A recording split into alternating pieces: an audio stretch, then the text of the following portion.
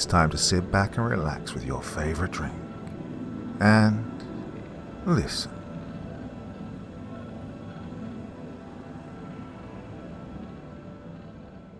Challenge of the Wendigo. Friday, September 6th, 1878. I was intercepted by a rather dedicated courier when I visited the town of Haggard Springs in Colorado about a day ago. I wasn't too surprised, given the man had all the trappings of a former Pony Express rider, but still his insistence that I accept the letter annoyed me to no end. When I finally relented, the man took off as if he'd handed me a primed explosive, disappearing on the horizon before I could count to 10. The letter was brief, written as if it was for a telegram. Come to prominence. Need help fast. Money no issue. LJ. The initials were familiar, but the choppy, jagged handwriting of a man who only signed his name when the army needed him to confirmed his identity. Langley Jefferson, a talented scout and surveyor for the Union, a soldier I served with under General Banks during the Red River campaign. We were both greenhorns at the time, barely out of our youth and unprepared for the horrors that awaited us. With my being the son of a professor and him one of a mapmaker, we bonded well, being among the few in our unit with a degree of formal education. Under normal circumstances, I'd ignore a letter with no details as to what I'm being asked for, all that gives me the chance to name my own price. These sorts of messages are the bread and butter of thieves and backstabbers who kill to take the last penny of a vagabond if they thought they could get away with it. But knowing Langley, the serious man that he is, I know he would never lie. And if he sent some codger trying to relive the glory days of the Pony Express, the desperation within must be the genuine article. I'll set out for Prominence first thing in the morning. It's less than half a day's ride from here. I should be able to arrive by noon. Saturday, September 7th, 1878. Prominence offered a chilly welcome, provided in part by the cold Colorado air and the dismissive countenance of its residents. There wasn't a single warm face amongst them, all bitter and resentful, like they'd never had a happy moment from the time they were born. It wasn't exactly unusual for this state, but for a growing city with a train station and all the signs of prosperity, it certainly was. Ignoring the townsfolk, I made my way to the biggest building I could see, a 3-story bar and inn. I tied my horse to the post and went in. The patrons within were as cheerful as their outside neighbours. For all the tables and chairs in the establishment, none of them were truly full. By my count, there were 8 men inside, including the bartender, and yet all of the customers sat at the big round tables by themselves. Some were drinking, staring deep into their glasses between lengthy sips, others reading. 3 sat watching one spin a coin over and over. One seemed to be carving something into the table with a small penknife, which the bartender seemed to ignore. Usually, entering a town as a stranger at least got the attention of the bar regulars when you went in unannounced, but here not even the bartender paid me anything more than a fast glance. I walked up to the bar and introduced myself, friendly as I could. I asked the bartender where I could find my old friend. The bartender informed me that Jefferson was likely in the sheriff's office, then asked if I was the Pinkerton the sheriff had sent for. Well, it had been a while since I'd heard the name of my former employers, and hearing them put a very bitter taste in my mouth. Biting back the callous remark I wanted to throw his way, I forced a small smile and shook my head, calmly explaining that I was probably the man he'd sent for, but that I no longer worked for Pinkerton. The bartender was indifferent to my response, and poured me a glass of water, telling me it wasn't his business who I worked for as long as I was going to help the town. I wasn't aware of how parched I was until I laid eyes on the water, and thanked the bartender for it, leaving him a dime as I departed for the sheriff's office. The place seemed to be the only one in town teeming with any semblance of life. Many horses were tied to the posts in front of the building, and it seemed like nearly a dozen men stood outside the place. Some of them were dressed in military uniforms, others the rugged clothes of hunters. Unlike the townsfolk, they were quite jovial, laughing and sharing stories amongst themselves, as men often do in their downtime. I tipped my hat to them as I moved past them to get into the building. The door hadn't even shut behind me before Langley greeted me with the excitement of a child being given sweets. I returned the gesture, somewhat imposed by his behavior. I'd always known him to be a bit eccentric, but never this excitable. It took me a moment to realize his odd behavior wasn't excitement, but fear. I felt it when I shook his hand, his fingers trembling like a frightened animal, cornered by predators with no way out. He motioned for me to sit down, trying to hide his worry behind pleasantries. I spoke briefly on my recent travels, but cut him short when he tried to keep the talk small. I made it clear I understood he was troubled by something, and time spent focused on formalities would only deepen them. His face dropped for a second, then he smiled, chuckling his odd laugh. He seemed to brighten a bit at my frankness, something he probably hadn't endured since we last saw each other. Reaching under his desk, he grabbed and placed upon it a massive deer skull. In what could be described as a fit of delirium, Langley told me a tale of a group of legendary beasts tearing through the town in the middle of the night 2 days prior. These creatures were unlike anything he or anyone else in town, even the band of hunters and trappers that happened to be passing through, had ever seen before. He spoke of a man being torn clean in half, trying to protect his family, of a woman who'd been beaten to an unrecognizable mess in the middle of the streets, of 2 men whose heads had been slammed together with such force that they were reduced to nothing. His countenance grew more and more worried as he spoke of how they wouldn't so much as flinch at the power of firearms, of how he himself had landed at least 10 shots into the flesh of one of these things, for it to keep moving as if he'd been throwing gravel at it. Well, I tried my best to console him, and to my relief Langley seemed to bring himself down, exhausted from his retelling of the events that had transpired. For the second time in less than a day, I found myself aghast at what I was believing, and how quickly I was believing it. I firmly assert that, had it been any other man on the planet, I would have laughed in their face and turned tail. But I know Langley, and I'd never seen him this mentally broken. Not even when a 12-pound cannonball had nearly taken his testicles when it passed between his legs.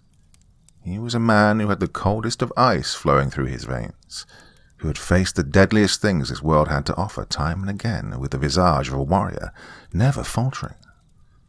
Whatever he had seen had shaken him up, and that terrified me. Once he'd settled down, I asked him if they could be killed at all. He nodded slowly, telling me that they'd been both blessed and cursed when one of the creatures happened to charge into an outhouse that had temporarily been repurposed for explosive storage on behalf of a local mining operation. The thing didn't stand a chance, as whoever had stored the explosives had kept the blasting caps too close to the rolls of dynamite, and when it tore the doors of the outhouse off its hinges, it blew the entire stockpile. While it wasn't reassuring that the things apparently could only be done in by explosives, Langley felt the tiniest bit relieved that the beasts could be killed. I asked him why he'd picked me for the job. I didn't know but the most cursory facts about explosives, and I certainly wasn't armed heavily enough to take on the monsters. He told me that he'd contacted me because he'd bumped into Cannonball Ford, our old friend from the army, and he'd told Langley about seeing me a few towns over a couple of days ago. Langley told me he desperately needed this as a favor. The monsters had taken 5 children, and the town was looking to him for a solution, but he couldn't go himself. Not now, not when he was needed elsewhere. And he started sweet-talking me, telling me how he really needed someone who could shoot the cherry off a distant cigarette, someone who could keep his cool when things went sour, and someone who could re-establish order amongst the troops when their morale was at its lowest. Well, I wish I could say I felt the fires of heroism set ablaze within me in that moment, but that would make me a liar. The compliments, questionably accurate as they were, weren't enough to stir me to take this dangerous job. It was bad enough hearing the story of these creatures, but seeing how it disturbed Langley so deeply affirmed in me that I would not be coming back from this if I were to accept. I was about to leave his office then and there, our friendship and history be damned, when someone else came in. I'd recognized those striking blonde locks anywhere. Elizabeth strode into the office, an air of authority the sheriff was sorely lacking, carrying her powerful strides. She briefly acknowledged my presence, true to her character, and began talking with her husband. I didn't catch much of what they were talking about because I was too preoccupied with what was in her arms. The baby couldn't have been older than 6 months. He had a tuft of soft, ash-blonde hair sticking out from the swaddling he was wrapped in, and a soft, fatty face. His eyes were some lighter shade of green, a God-given compromise between his mother's emerald hue and his father's deep blues. I couldn't help but stare at his extremely attentive gaze, and he kept his eyes locked on mine. In that moment, I understood why Langley had called upon me. He'd seen the damage these things could do, but as sheriff of prominence, he was expected to lead the charge against them, and he couldn't fathom the thought of leaving his son without a father to raise him, yet he couldn't let those things think they could come back. He had a lot to lose no matter where he turned, and so called upon me, hoping I'd save him. I had foolishly thrown away my chance at such a life. Well, I wasn't about to let him be forced into the same mistake. Elizabeth left with as much grace as she'd entered with, giving me a brief goodbye on her way out. Her presence had eased some of the worry Langley had felt moments prior, but he was still uneasy. Before he could beg for my help, I assured him I would proudly take his place, and would accept whatever he felt appropriate as payment. He embraced me as soon as the words left my mouth, and assured me he would pay me handsomely for my help. I told him I wasn't really hurting for money at the time, a lie I think he would have picked up on had he not been so blinded by the break I gave him, but certainly needed a place to stay and would appreciate warm meals. He promised me that he would personally see to it that I would be kept sheltered and full the entire time I stayed in Prominence. Having secured me in his place, he took a moment to explain to me the plan that he'd thrown together. Outside the office was a small caravan of hunters as well as an artillery unit.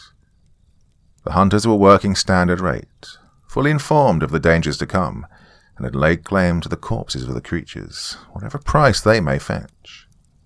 The artillery unit happened to be passing through the morning after the carnage and, upon approval from Washington, were assigned to help with the problem by President Hayes himself.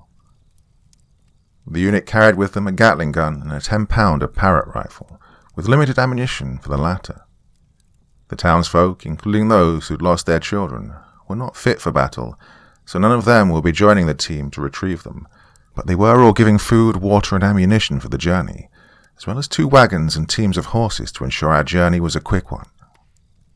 2 of the hunters were experienced teamsters, and the artillery unit had a wagon of their own for their arms, making for a total of 3 wagons and 3 teamsters to drive them. Langley had also contacted a local Pinkerton branch, but had not heard back from them yet, so couldn't guarantee we'd see additional forces. All current resources and people accounted for, makes for 13 men, including myself. The hunters carried with them the tools of their trade, including traps, sturdy ropes, and shovels for digging. They're each armed with a variety of rifles, none of which I believe are powerful enough to faze these monsters, save for their leader, Barry Buffalo Reese, who wields the same model of Big 50 that I do. Barry's an experienced tracker too, so we'll be relying on him to help us find out where these monsters stay.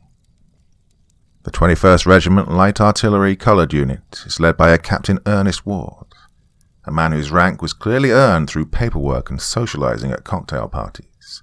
Still, his unit of 7 swears by him, speaking highly of his leadership in skirmishes against Indian tribes. They carry over 600 rounds of ammunition for the Gatling gun, but only have 3 cannonballs and 2 canister rounds for the Parrott rifle. I fear the Gatling gun will only slow down the beasts based on Langley's account, and the limited ammunition for the Parrott rifle has me worried, but I have faith in the efficiency of Ward's unit. Hopefully their experience and talent will outperform these limited assets. After becoming acquainted with these men, Langley called upon the townsfolk to announce that we be leaving in search of the children and the monsters that took them in the morning, and to give us whatever we asked for. There were hushed whispers of disapproval from the crowd, voicing disdain at Langley's absence in the group. I spoke up on the matter immediately, telling the townsfolk that I had already taken Langley's place, so the town wasn't completely defenseless. Seeing that they weren't wholly convinced, I recounted a slightly exaggerated tale of how Langley had saved me from certain death during the war. This seemed to appease the people enough, and Langley threw a very thankful glance my way. The townsfolk then disbanded, and Langley directed us back to the bar where we'd stay the night. The hunters insisted on sleeping under the stars, so they set up camp just outside town. I reminded Barry that he and his men should be ready by sunup, which earned a gruff reply from the mountain of a man as he left. I suppose if they're late, a bucket of water for one of the horses' troughs will serve as an appropriate wake-up call.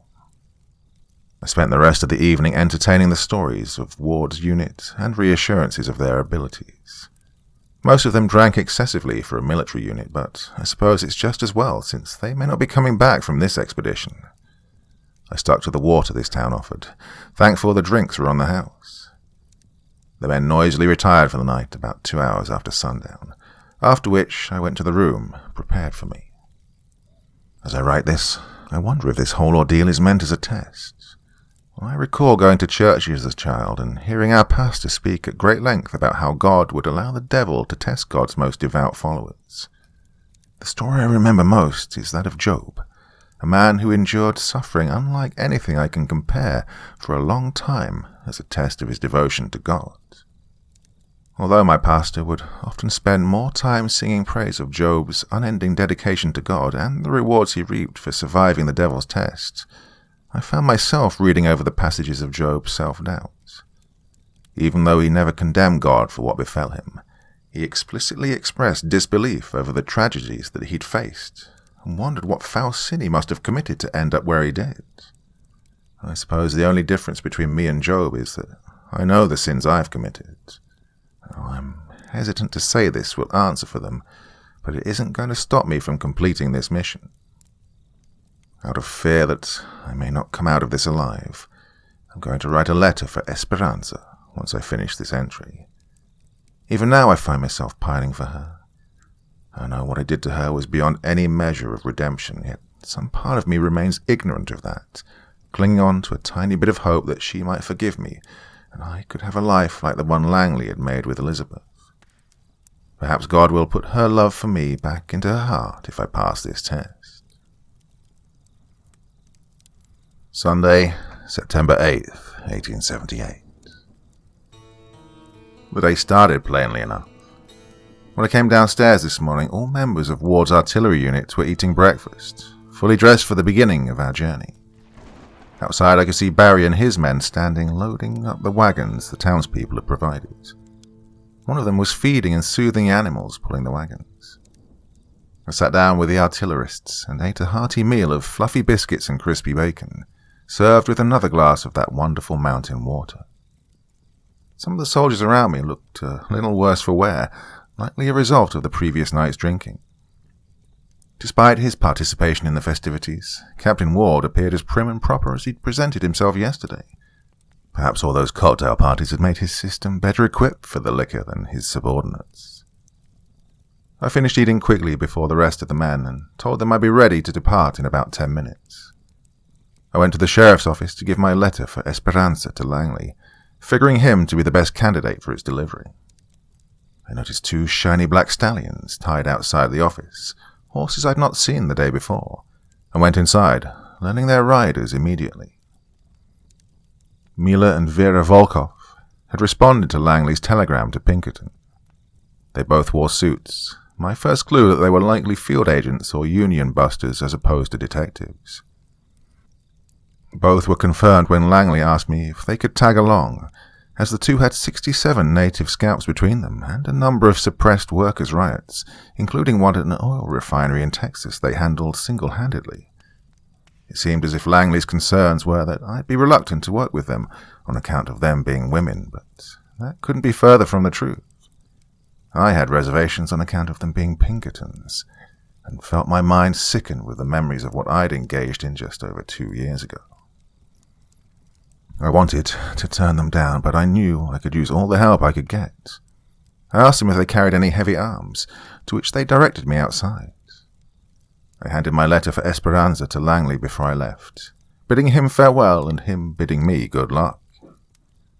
The 2 sisters each pulled a weapon out of their saddles of their identical horses, Mila, the younger, was a sharpshooter like me and carried a Winchester repeater rifle, with 1 of 1,000 engraved on its stock.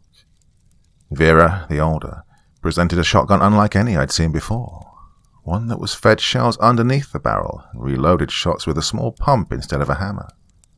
Vera was quite proud of the shotgun and proclaimed that it was a prototype not available for public use, given to her as a gift for putting down a union that nearly formed for a building arms company near Connecticut.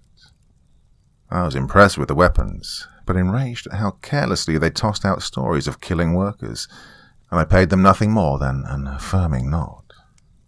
When I returned to the rest of the group, I was expecting some resistance to having women involved with our team, but no one in the group objected to the Volkovs' presence.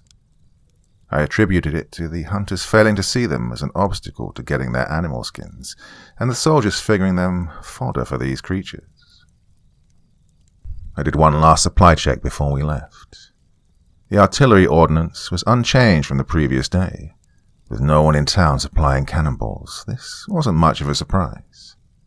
The hunters had brought with them 4 bear traps, modified to close harder in acknowledgement of the strength of these beasts. They also brought nets and ropes intended for trapping or lassoing small game that could be used as bait. The bartender had given us 2 barrels of water, a few bottles of whiskey and leftover biscuits courtesy of the morning's breakfast. The town doctor was similarly generous, his offerings completely accounting for nearly every medical emergency that could come up. The general store had provided hardtack, jerky, and summer sausage for food, and meager ammunition stores to add to our count. One of the prospectors for the mining company that had stored their explosives in the outhouse gave 6 sticks of dynamite and blasting caps for each one, stored far more carefully than the ones that had decimated the beast.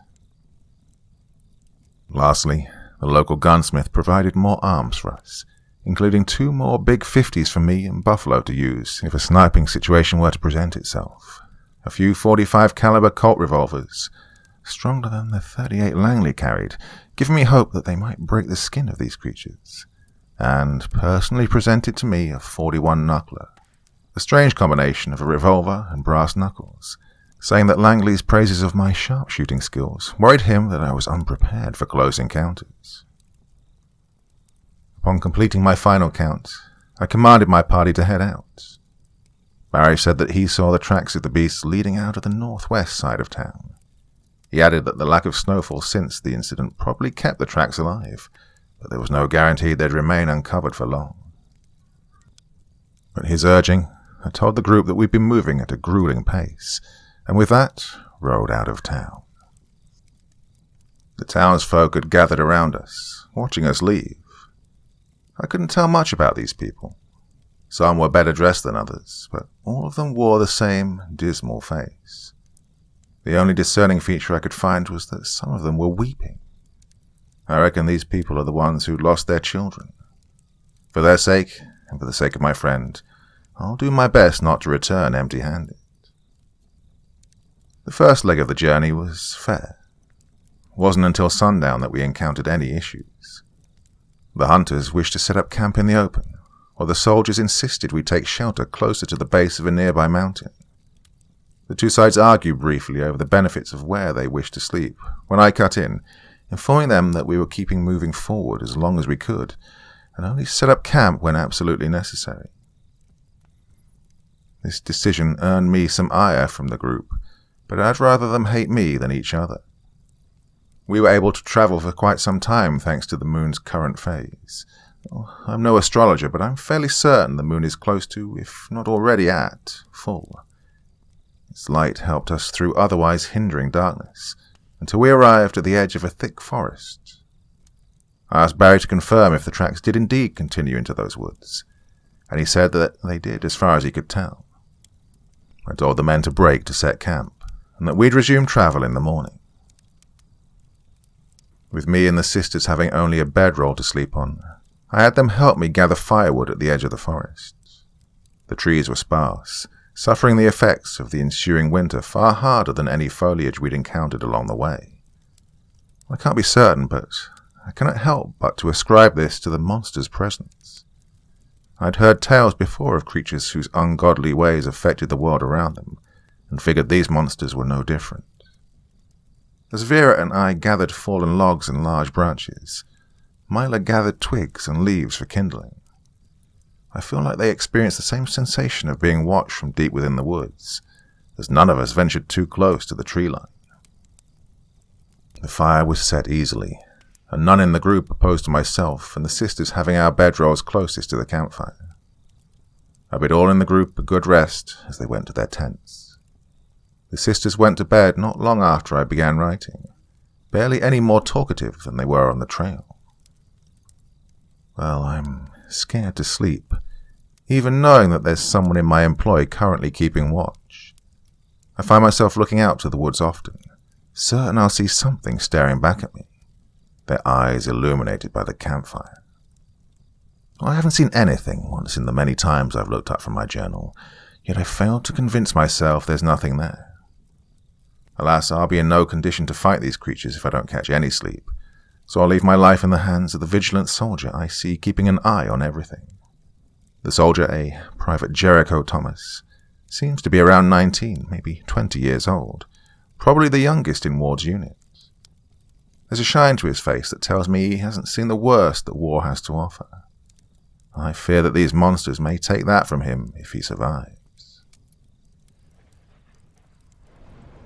Monday, September 9th, 1878. Relief is waking up from a restless slumber finding the same people around you that were there the night before. The men had already disassembled their tents. The sisters were eating breakfast, and I was the only one still in a bedroll. I was embarrassed, but it doesn't seem like I've lost my standing with anyone here. I packed my bedroll quickly and told everyone that we set out in 10 minutes. I paid another glance to the edge of the woods as I packed, and to my surprise there was a clear, albeit somewhat rough path paved through where Barry had said the tracks led. Once again I found myself thinking to the degenerative effects these monsters must have had on their surroundings, and thank God that these creatures had made it possible for us to travel through with relative ease. We set out, Barry, 2 of his hunters, and myself leading the charge. Using picks and axes, we cleared the occasional tree that was too close to the path for the wagons to pass through. In overcast daylight, the woods were serene, not at all the subject of my fears that they'd been the previous evening. Most forests in the northern part of the country are like this, and I can't help but to relish the peace these dying woods offer. Even so, they were eerily quiet, the sounds of hushed whispers and horses' hooves the only noise floating through the air. No animal called this place home, at least not anymore. About 5 hours into our expedition through the forest, we arrived at the other side. One of the soldiers requested we take the opportunity to have lunch, and, upon hearing the murmurs of agreement from all parties, I obliged. I checked the food supplies, finding that we'd consumed nearly 1/2 of the barrels of water. Given the length of our journey and the necessity of a return, I informed my compatriots that the water rations would be reduced to ensure we all had plenty for the entire excursion. This was met with mild protest, but both Barry and Captain Ward silenced their dissenters, understanding the necessity of the resource's longevity. One of the benefits of reducing the water ration is that the people in your party will usually eat less, especially if hardtack is a staple of their temporary diet. The sisters seemed to be the only ones unaffected by the change, not only consuming twice as much as their male counterparts, but also having shots of whiskey with their meal. I didn't raise my disapproval for their consuming of alcohol so early in the day, but I'll be sure to watch them and scold them if they drink too much. I can't risk anyone on this team making things go wrong on account of impaired judgment. One of the members of Ward's crew shouted from the edge of our temporary encampment while the rest of us were finishing our meal. He screamed that he'd spotted something crossing the ends of the plain towards the base of the mountain directly north of our position. He first handed his spyglass to his captain, who remarked that he couldn't see what he was talking about. I asked for the spyglass and for the artillerist to point out where he'd seen the thing. I aimed the spyglass carefully where he'd pointed, extending it to its fullest reach in hopes of seeing what he did. At the time I wasn't sure what I saw, but I knew that it wasn't human nor an animal. The beast was bipedal, with skin as grey as the clouds that were above me, and was at least as tall as the lowest branches on some of the surviving pines it's maneuvered around. If I had to assign a number to its height, I'd say he stood around 7, maybe 8 feet tall. Its upper back was malformed, giving it a hunch that probably stunted its already impressive stature. The creature appeared to be male, on account of its lacking breasts, but I did not catch a glimpse of the groin, so I cannot confirm that its species is dimorphic.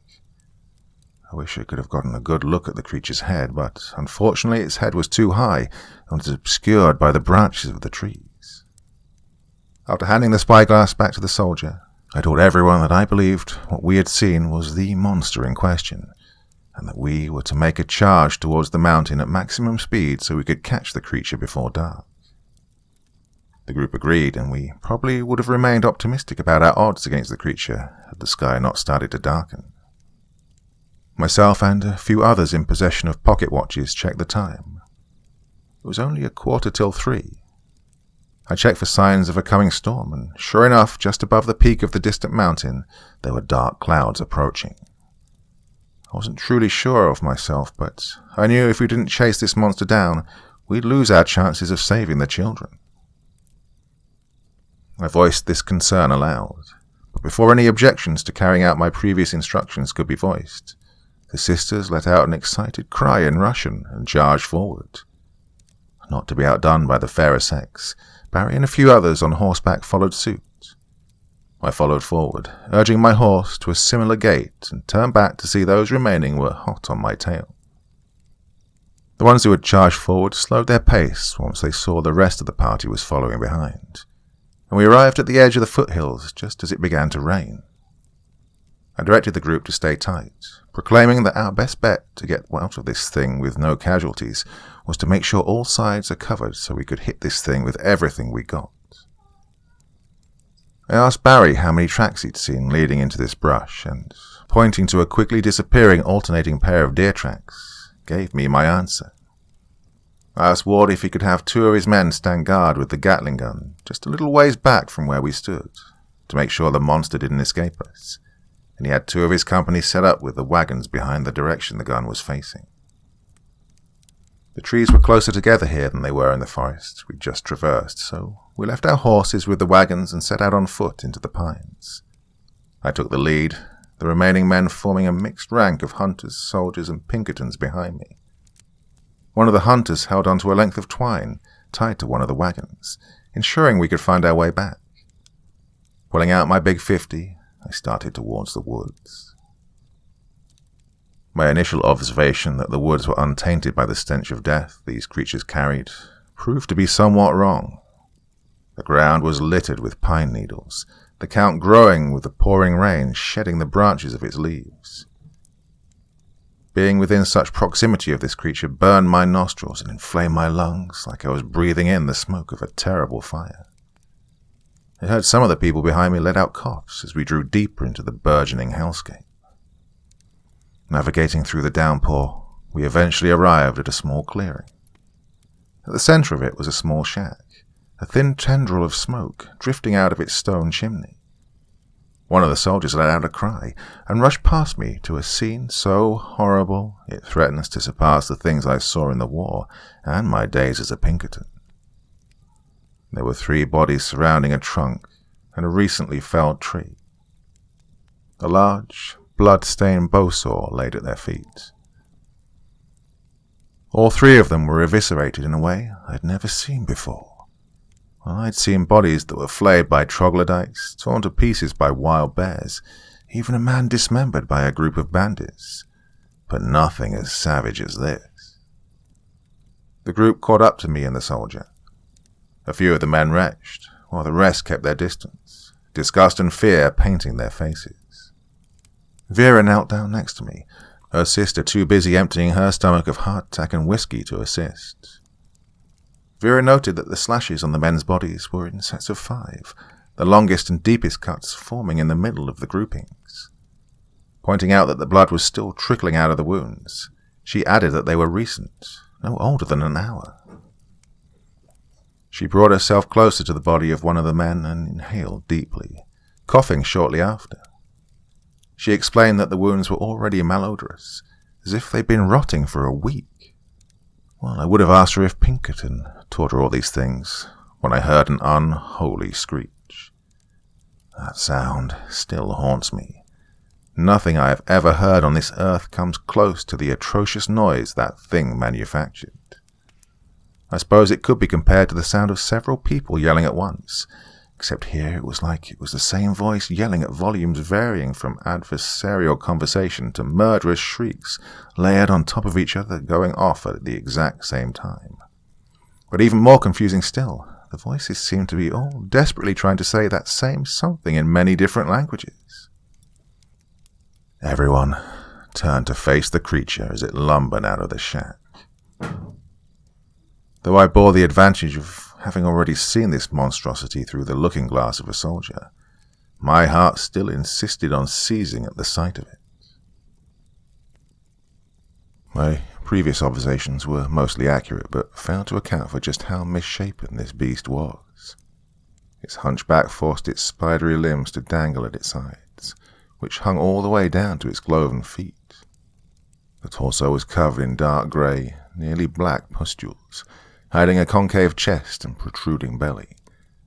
The head of this beast was the hardest to lay eyes on, but its visage is forever burned into my memory, a sickening amalgamation of man and deer, with a lengthy snout covered in decaying flesh and a pair of antlers sticking out of its head, one much more developed than the other.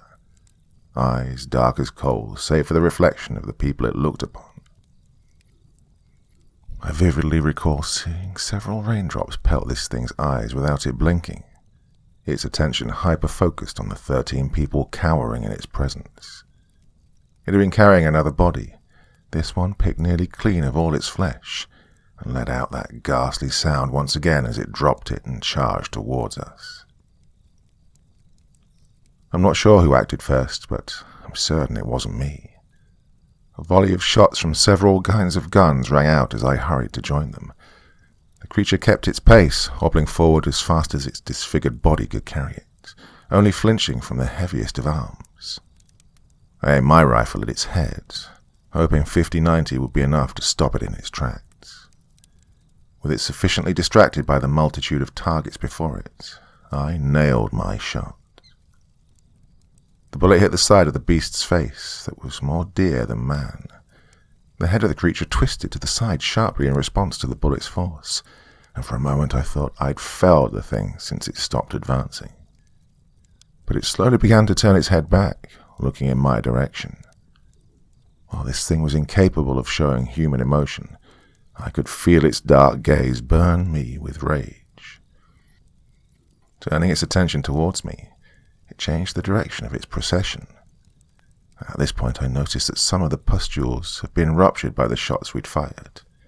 From them I could see a thick, viscous, iridescent liquid pouring out. A globule of it fell off of the brute, landing on one of the corpses we'd found. The liquid let out a hiss as it touched the body, and immediately began to eat away at what remained of the poor soul. I shouted for the men to watch out for the liquid, but the entire squadron had already descended into some degree of chaos. The hunter that held the twine fled for the way we'd come from, and 2 of the soldiers seemed to follow suit. Now, here I am thankful to admit my primary observation was wrong, as I later saw them up in the trees firing down on the thing, and the hunter that had fled returned without his twine, having tied it to a tree. Barry and the 2 remaining hunters were unloading everything they had into the creature, dropping weapons as they ran out of ammunition and backpedaling. Myla had taken a position near the back corner of the house, taking shots at the creature's backside. Ward ordered for his men to heed my warning and aim away from the torso. As the abomination drew closer to me, I count my lucky stars that Vera had stayed near me when it happened. I was trying to reload my rifle at the time, and had only just jammed a bullet into my rifle when the monster was upon me. It raised its massive arm to swipe down at me, and I surely would have been torn in half had Vera not blasted it away with her shotgun. The beast didn't really suffer so much from the bullets as he did the power behind them. His swing was thrown off by the shot, causing his clawed hand to swing mere inches in front of my face. As it passed by, I was overcome with a stench unlike any I'd experienced before, as if this thing was cursed to bear the smell of the corpses it consumed. As Vera continued pumping shells into the creature, a bit of the liquid from its source found its way onto my jacket sleeve. I threw my jacket off immediately, relieved that the caustic substance had not yet eaten through it before I tossed it. Had I not acted as quickly as I did, I at least wouldn't be completing this entry due to missing the only arm I can write with. Vera managed to push the creature back to the border of the clearing. Here she had run out of shells and needed to reload. Ward shouted for her to get out of the way, and had she dived any later, her body would have eaten the bullets of 6 men. Ward's troops, in accordance with his last instruction, aimed directly for the head of this creature. I watched as the bullets either missed or ricocheted off the skull. Disbelieving such a creature could ignore this much damage for so long, I took aim once again at its head. This time, I sought to hit the decaying human side on its right, hoping that blowing that away would surely end this beast. Just like the previous time, my shot found its mark. I felt hopeful when I saw the entire right side of this thing's head get reduced to a misty mix of blood and pus. Surely no living thing on this earth could survive without its head.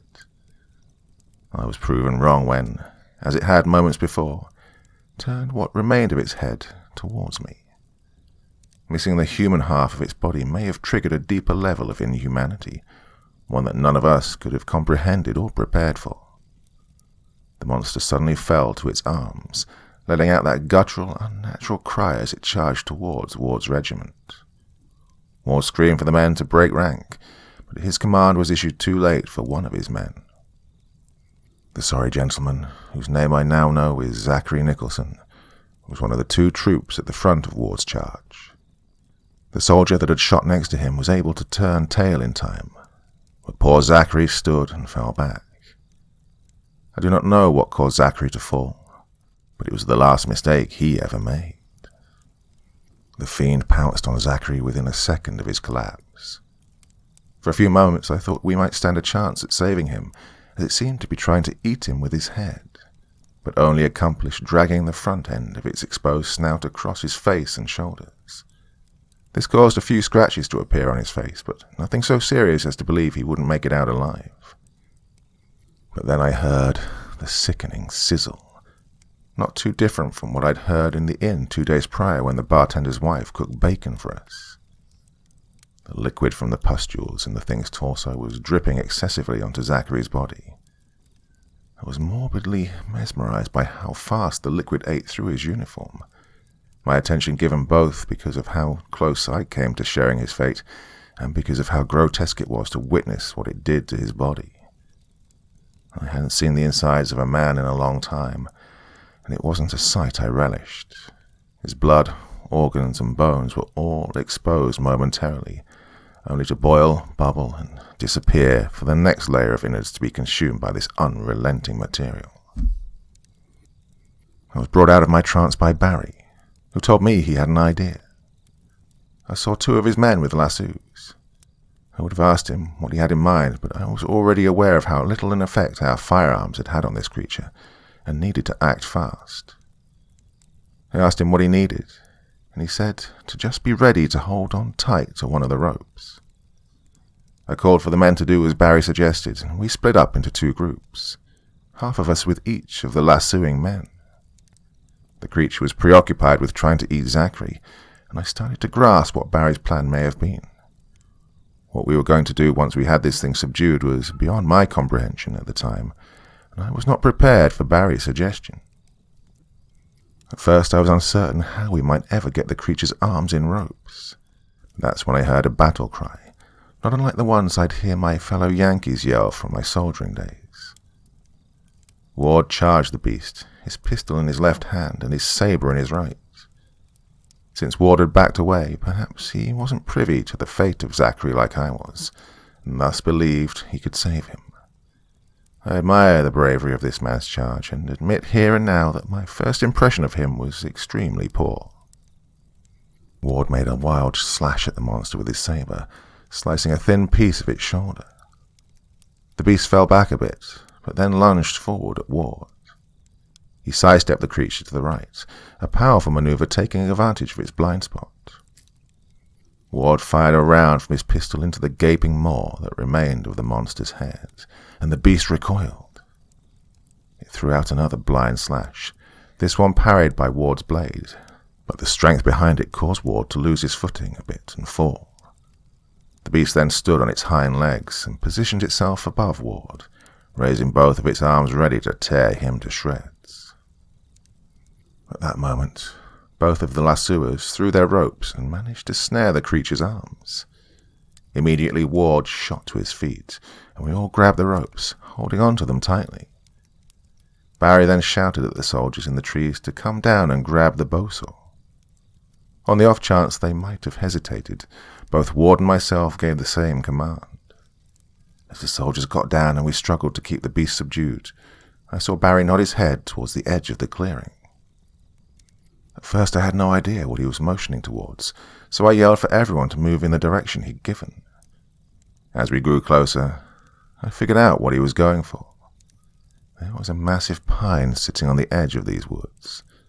Understanding his plan wholly now, I instructed the two soldiers to get started on cutting down the tree and to make sure it faced our direction.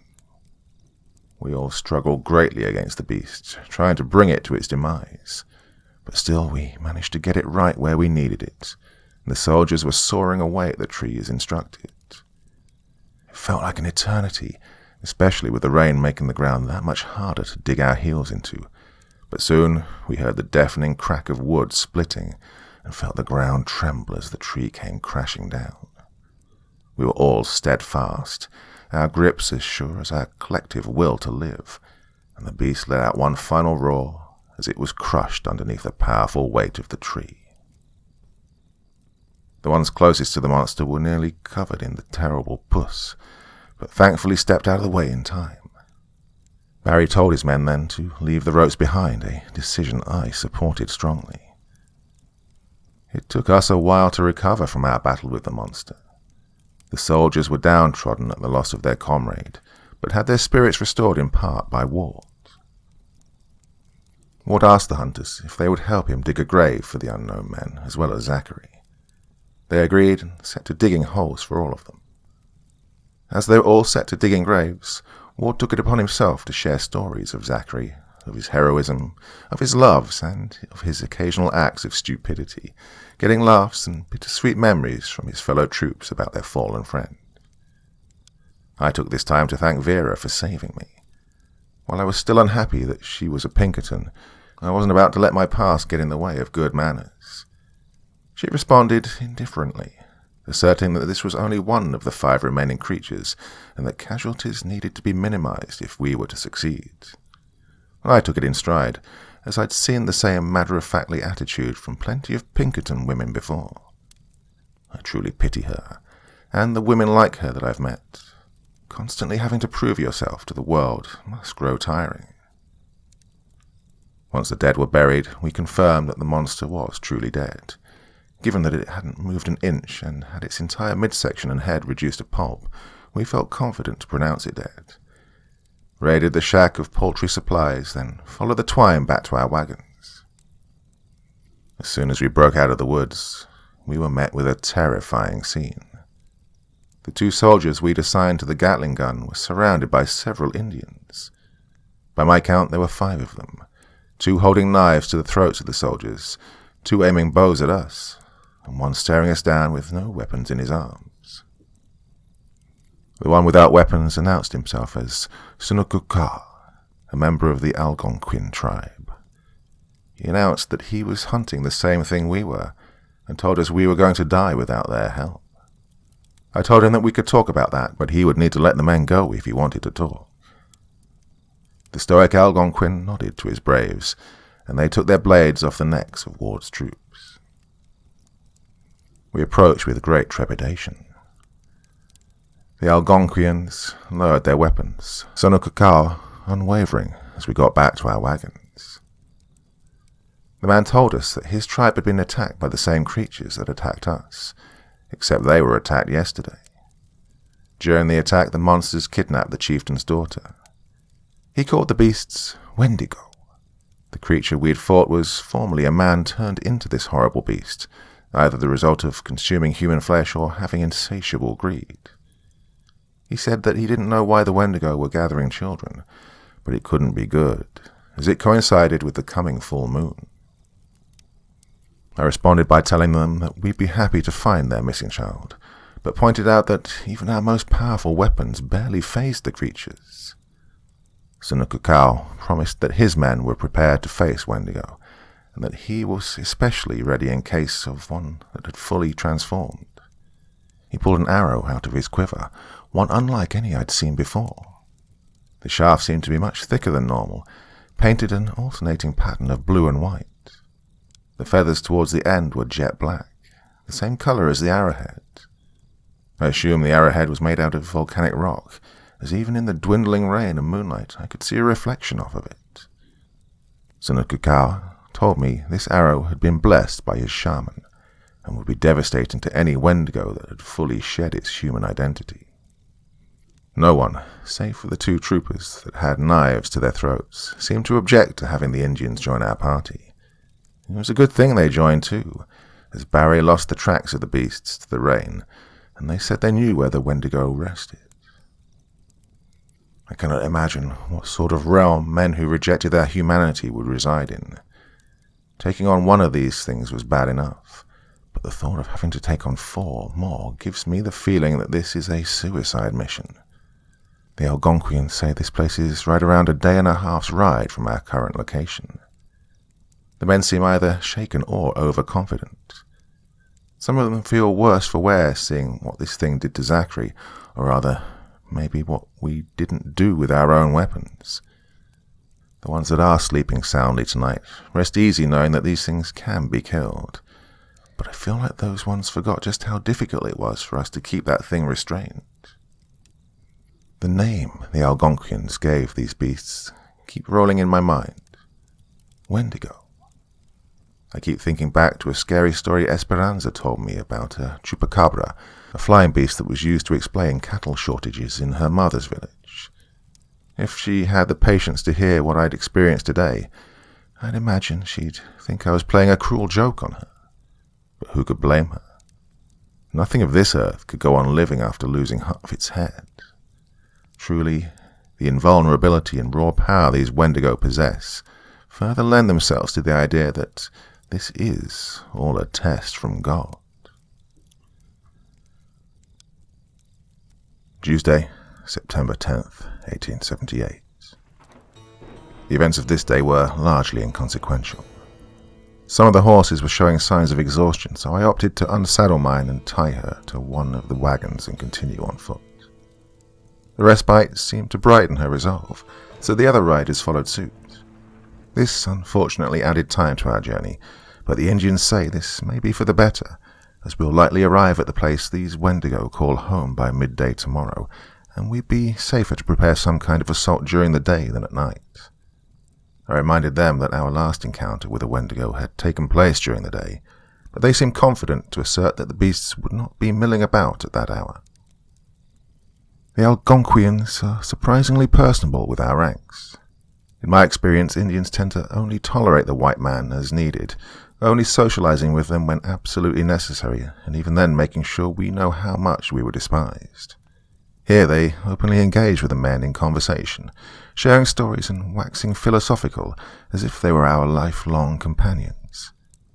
Over time, many of the men shared their friendly nature, even the two who had been at the mercy of their blades last night. They were even so kind as to give me a deerskin hide to keep me warm in place of my jacket, a gift I am very grateful for. The Volkovs were the only ones keeping their distance, I assume because they had never seen the natives as anything more than a means to a quick $50. When we broke camp for the evening, I asked Sunukukau why he and his men were so benevolent to us. He told me that he had been in many battles, and that his most successful skirmishes occurred when the men bonded well together. I wanted to press further, but what good would that have done? I'd just end up feeling guilty for things he'd every right to be mad about. I spoke briefly with Ward, Barry, and Sunukukau about our plans for the coming day. Seneca Cow described the land we were about to enter as wholly devoid of nearly all signs of life, where the soil is too coarse for any kind of plant to survive. He said that this was due to the influx of the Wendigo's boundless greed, constantly taking all it could, even unconsciously. Barry suggested this was opportune, as it would be easy to dig trenches and traps if the soil was as Seneca Cow described. Ward asked both Barry and Seneca Cow if one of their men would take the place of Zachary for their parrot rifle, saying they could be trained to use the sponge staff in about half an hour. Ward emphasized the importance of their artillery unit operating at peak efficiency, and Barry said he'd asked one of the men to fill the spot. As I was preparing for bed, I noticed Mila on the south end of our encampment, sitting by herself on a stump. I approached her, thinking of Seneca Cow's advice and hoping to build a rapport. I spoke quietly to her, thinking she must have been deep in thought, but in truth she was reading. Mila had worry etched deep into her young face. I asked her what was wrong, and she handed me the book. She told me that she'd retrieved that from the shack we'd raided the previous day, and I noted it was a moleskin journal, not unlike the one I write in now. I thought it odd that she would take the journal of some woodcutters who we didn't know. After a brief instant of me leafing through some of the entries, she told me to read the entry for September 2nd. Wondering what she could be going for, I turned my attention to the page. Here, I write verbatim what was written there. The child was left on our doorstep last night. She nearly lost her toes due to the chill of the snow. We're caring for her as best we can, thinking we might run her to one of the orphanages in the nearby town, if we can't find her parents. I didn't even finish reading before Mila spoke of how we hadn't found the body of a child at the place we thought the infested monster. I told her that maybe the woodcutters had done as they intended and brought her to one of the nearby orphanages, but she said she had read through the passages from that day to the day we arrived at their house, and did not see mention of them finding her family or bringing her to town. Mila asked me if I was familiar with numerology. I told her yes, but in truth I only know of how Pythagoras applied it to his studies of arithmetic. She told me this story of how she'd gone to a fortune-teller when the circus had come to town one year, and how the mystical woman did a tarot reading for her. The woman's prophecy from Mila had all 4 of the available 7s come out, and she told Mila that this meant the 7 was a sign of a spiritual quest for her. She asked me if I thought this was her spiritual quest, seeing as there were now 7 kids that needed saving. I could tell she needed guidance. Unlike her sister, Mila is not nearly as resolute, but then again I can't imagine all the men in our company are free of such a state of mind. I told her about my own thoughts of this being a test from God, and shared with her the story of Job, making sure I didn't gloss over the parts about his self-doubt. This seemed to ease her only a little. I asked her if she knew any hymns. She said she hadn't spent a whole lot of time in church growing up, but she knew a few. At that, I questioned if the religious guidance I offered her would be effective. Still, I continued, pulling out my pocket watch. I pressed the button on its side that triggered a tune very dear to me. I never had much of an aptitude for music, but I still sang the words. After all, plenty of people in my old congregation couldn't sing, and that never stopped them from making a joyful noise as the psalms proclaimed. The watch could only play the first few chords of Rescue the Perishing, and Mila didn't know the words, but it seemed to soothe her far more than the parable.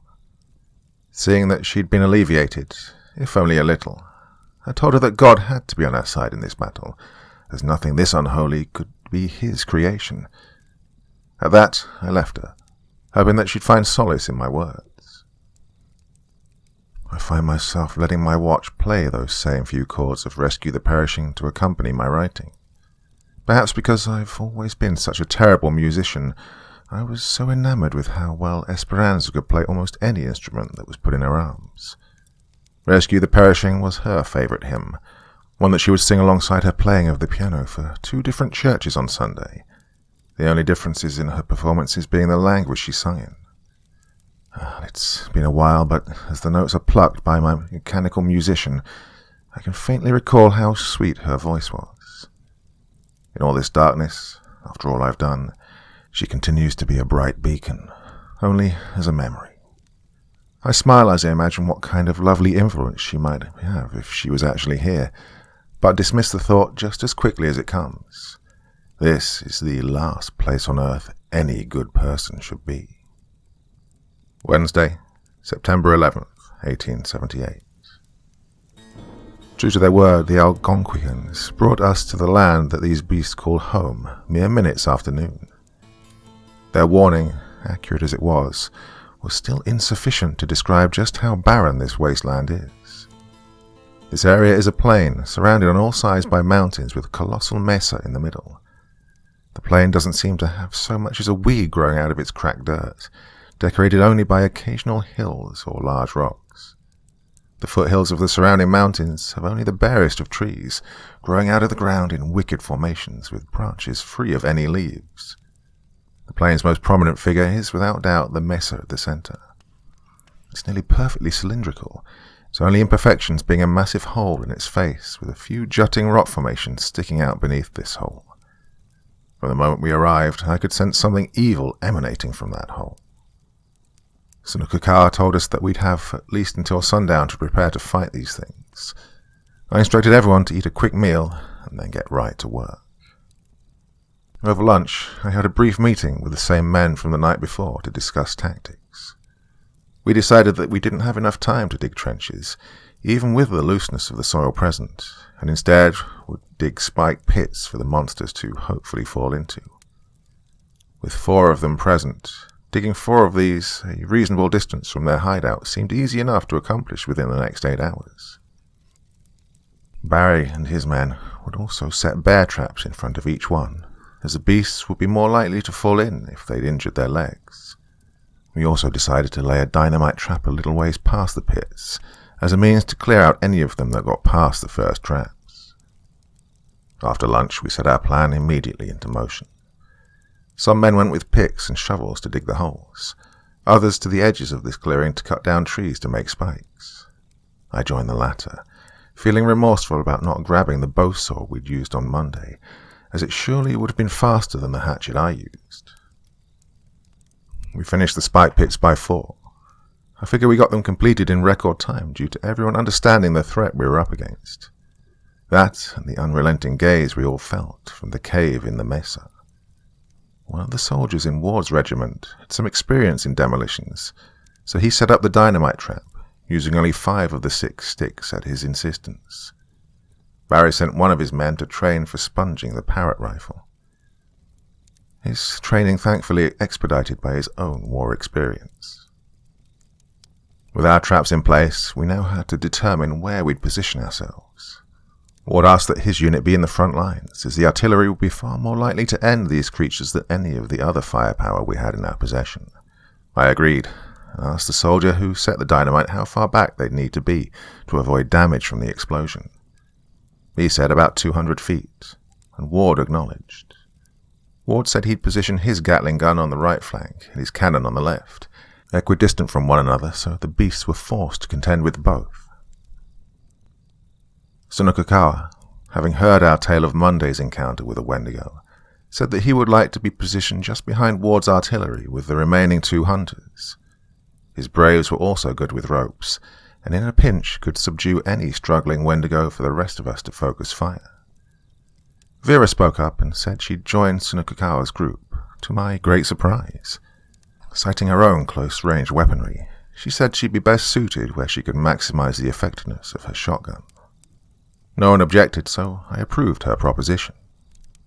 Lastly, we needed a place for the sharpshooters, including myself. There was a large hill near where Ward would be setting up his parrot rifle, and I suggested that Barry, Mela, and myself take position there. Both of them approved, and with that, our plan was complete. As everyone got into positions and performed a number of weapons checks, one of the hunters took the horses to the edge of the plain where he'd entered and tied them to the trees. The wagons had been positioned not too far behind where Sunukakawa's group would be. The sun was starting to set, and I questioned my own readiness. Barry and I have prepared the extra big 50s to simply swap to if we see the monsters approach us faster than we can reload the ones we hold. All 3 of us are using bags of dried beans as a support for our weapons. I don't know what's stopping these things from charging out at us immediately, but I know I'm thankful for it. Barry and Myla aren't the most conversational of people, but I'm happy they're here at all. My mind keeps going back to Zachary, wondering if we are all doomed to share a similar fate. As the sun's last rays disappear behind the foreboding mesa, I call out to all the men with one last command: aim for the parts that are still human. I'm astounded it didn't occur to me until now, but that's our best bet for defeating these things. For a moment, I thought I'd strengthen the resolve of my party. Then that damn cry came out from the cave. It was no different from the one we'd heard before, except somehow much louder despite the conflicting pitches its shriek relied on. The first few times we'd heard it, I was shaken but battle-ready. It's been an hour, at least it feels like it has, and now I feel my confidence in this fight wearing thin. I try to play Esperanza's favorite song on my watch, but the screams are so deafening that they won't even allow me to hear that. I must close this account post-haste. I have to be ready to fight these monsters whenever they finally decide to show themselves. September 12th. It all went to shit. There are more than 4 of these things. No, only one more, but that one is fully transformed. I have to act fast to save the survivors and the children. Langley, please, for the love of God, if you get this, do not try to save me or anyone else. Turn back and go home.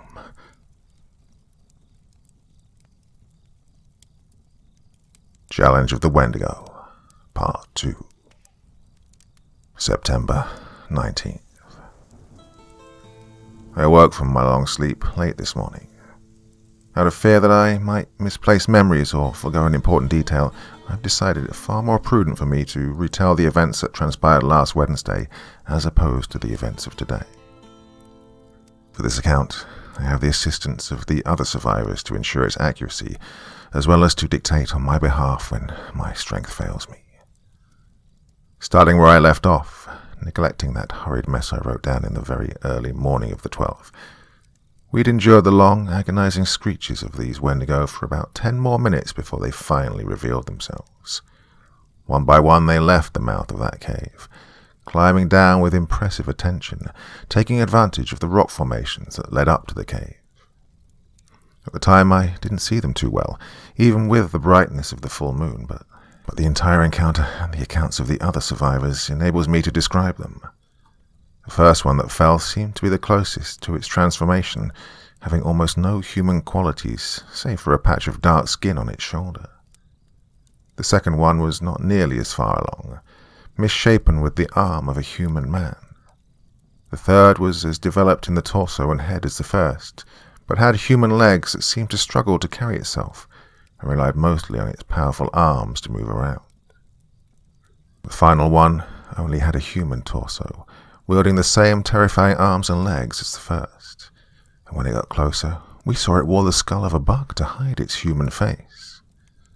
They all pressed forward, the one with the human arm trailing behind due to a limp. We held our collective breaths as they approached the traps we'd laid. At that point I found myself cursing for not stripping the wagons of their covers to hide the pits. Now I realize how worthless that would have been.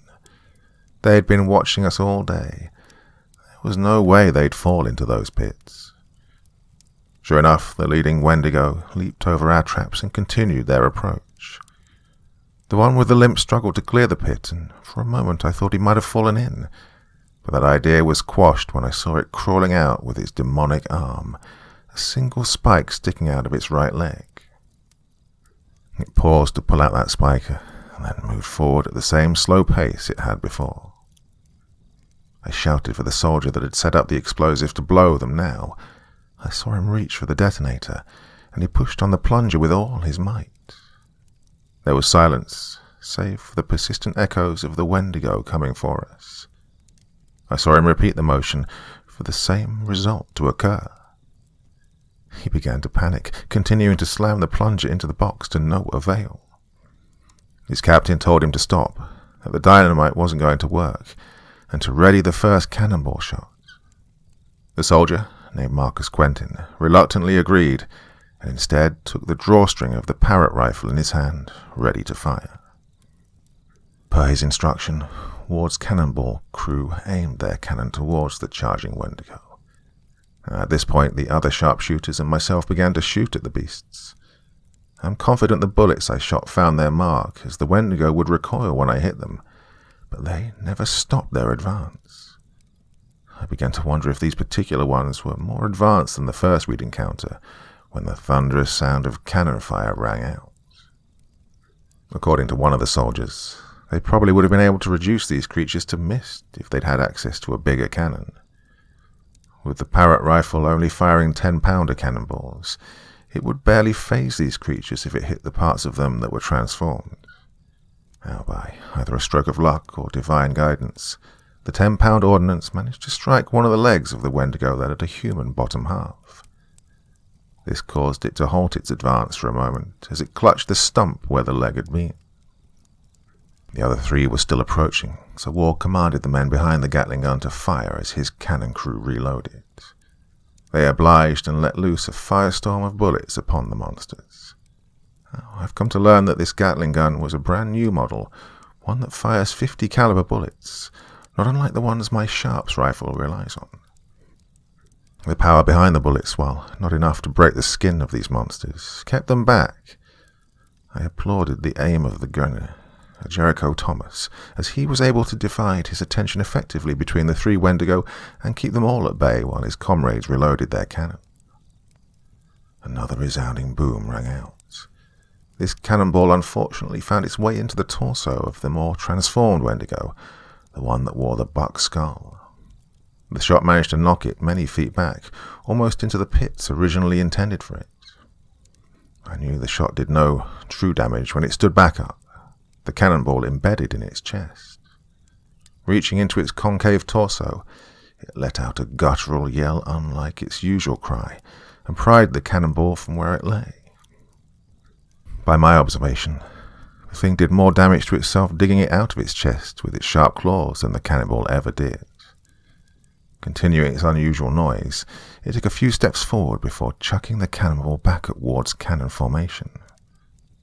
One of the soldiers in charge of aiming the parrot rifle, Randall Pritchett, was hit square in the knee by the projectile. A sickening crunch rang out as Randall's knee bent inward, followed closely by a pained shriek from the soldier as he fell to the ground.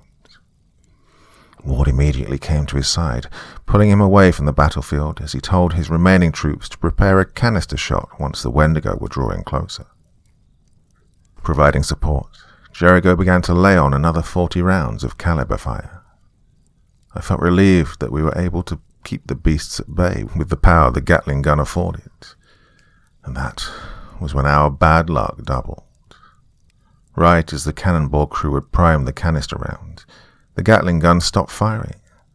Apparently it had jammed, as these things are unfortunately prone to.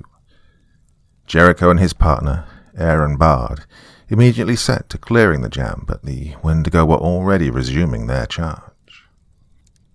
Chaos would have surely reigned and destroyed these men were it not for the brave attack of the second wave. Led by Sunukakao, the team of Algonquians, hunters, and Vera dashed forward, weapons ready. Ward shouted for his men to cease fire, drew his sword, and charged forward with them. The cannon crew went to abandon their post, but Ward commanded for the youngest, Obed Ulrich, to stay behind and be ready to unleash the canister round if the monsters got too close. Obed obeyed, and took the rifle off his shoulder, ready to support his men from a distance. Seeing her sister run forward, Mila shot up from her position and slid down the hill. I called for her to stay in position, but my command fell on deaf ears. Vera was running straight for the Wendigo that had been pushed back by the cannonball, who was licking the wounds it had given itself. It noticed Vera's advance and stood up to give her the shout we were all familiar with. Reminding me of the ice in her blood, Vera didn't flinch and continued her fast pace as she grew closer to the beast. She got nearly to the point-blank range when she finally drew her shotgun and aimed it at the creature. In one swift motion, the Wendigo grabbed the barrel of Vera's shotgun, pulled it as she fired, and delivered a powerful backhand that sent her to the ground. The beast cast her weapon aside as it moved forward, and would have pounced on her if Mila hadn't put a 45 slug in its false skull. It recoiled from the shot, and Mila delivered another shot, this one cracking the facade.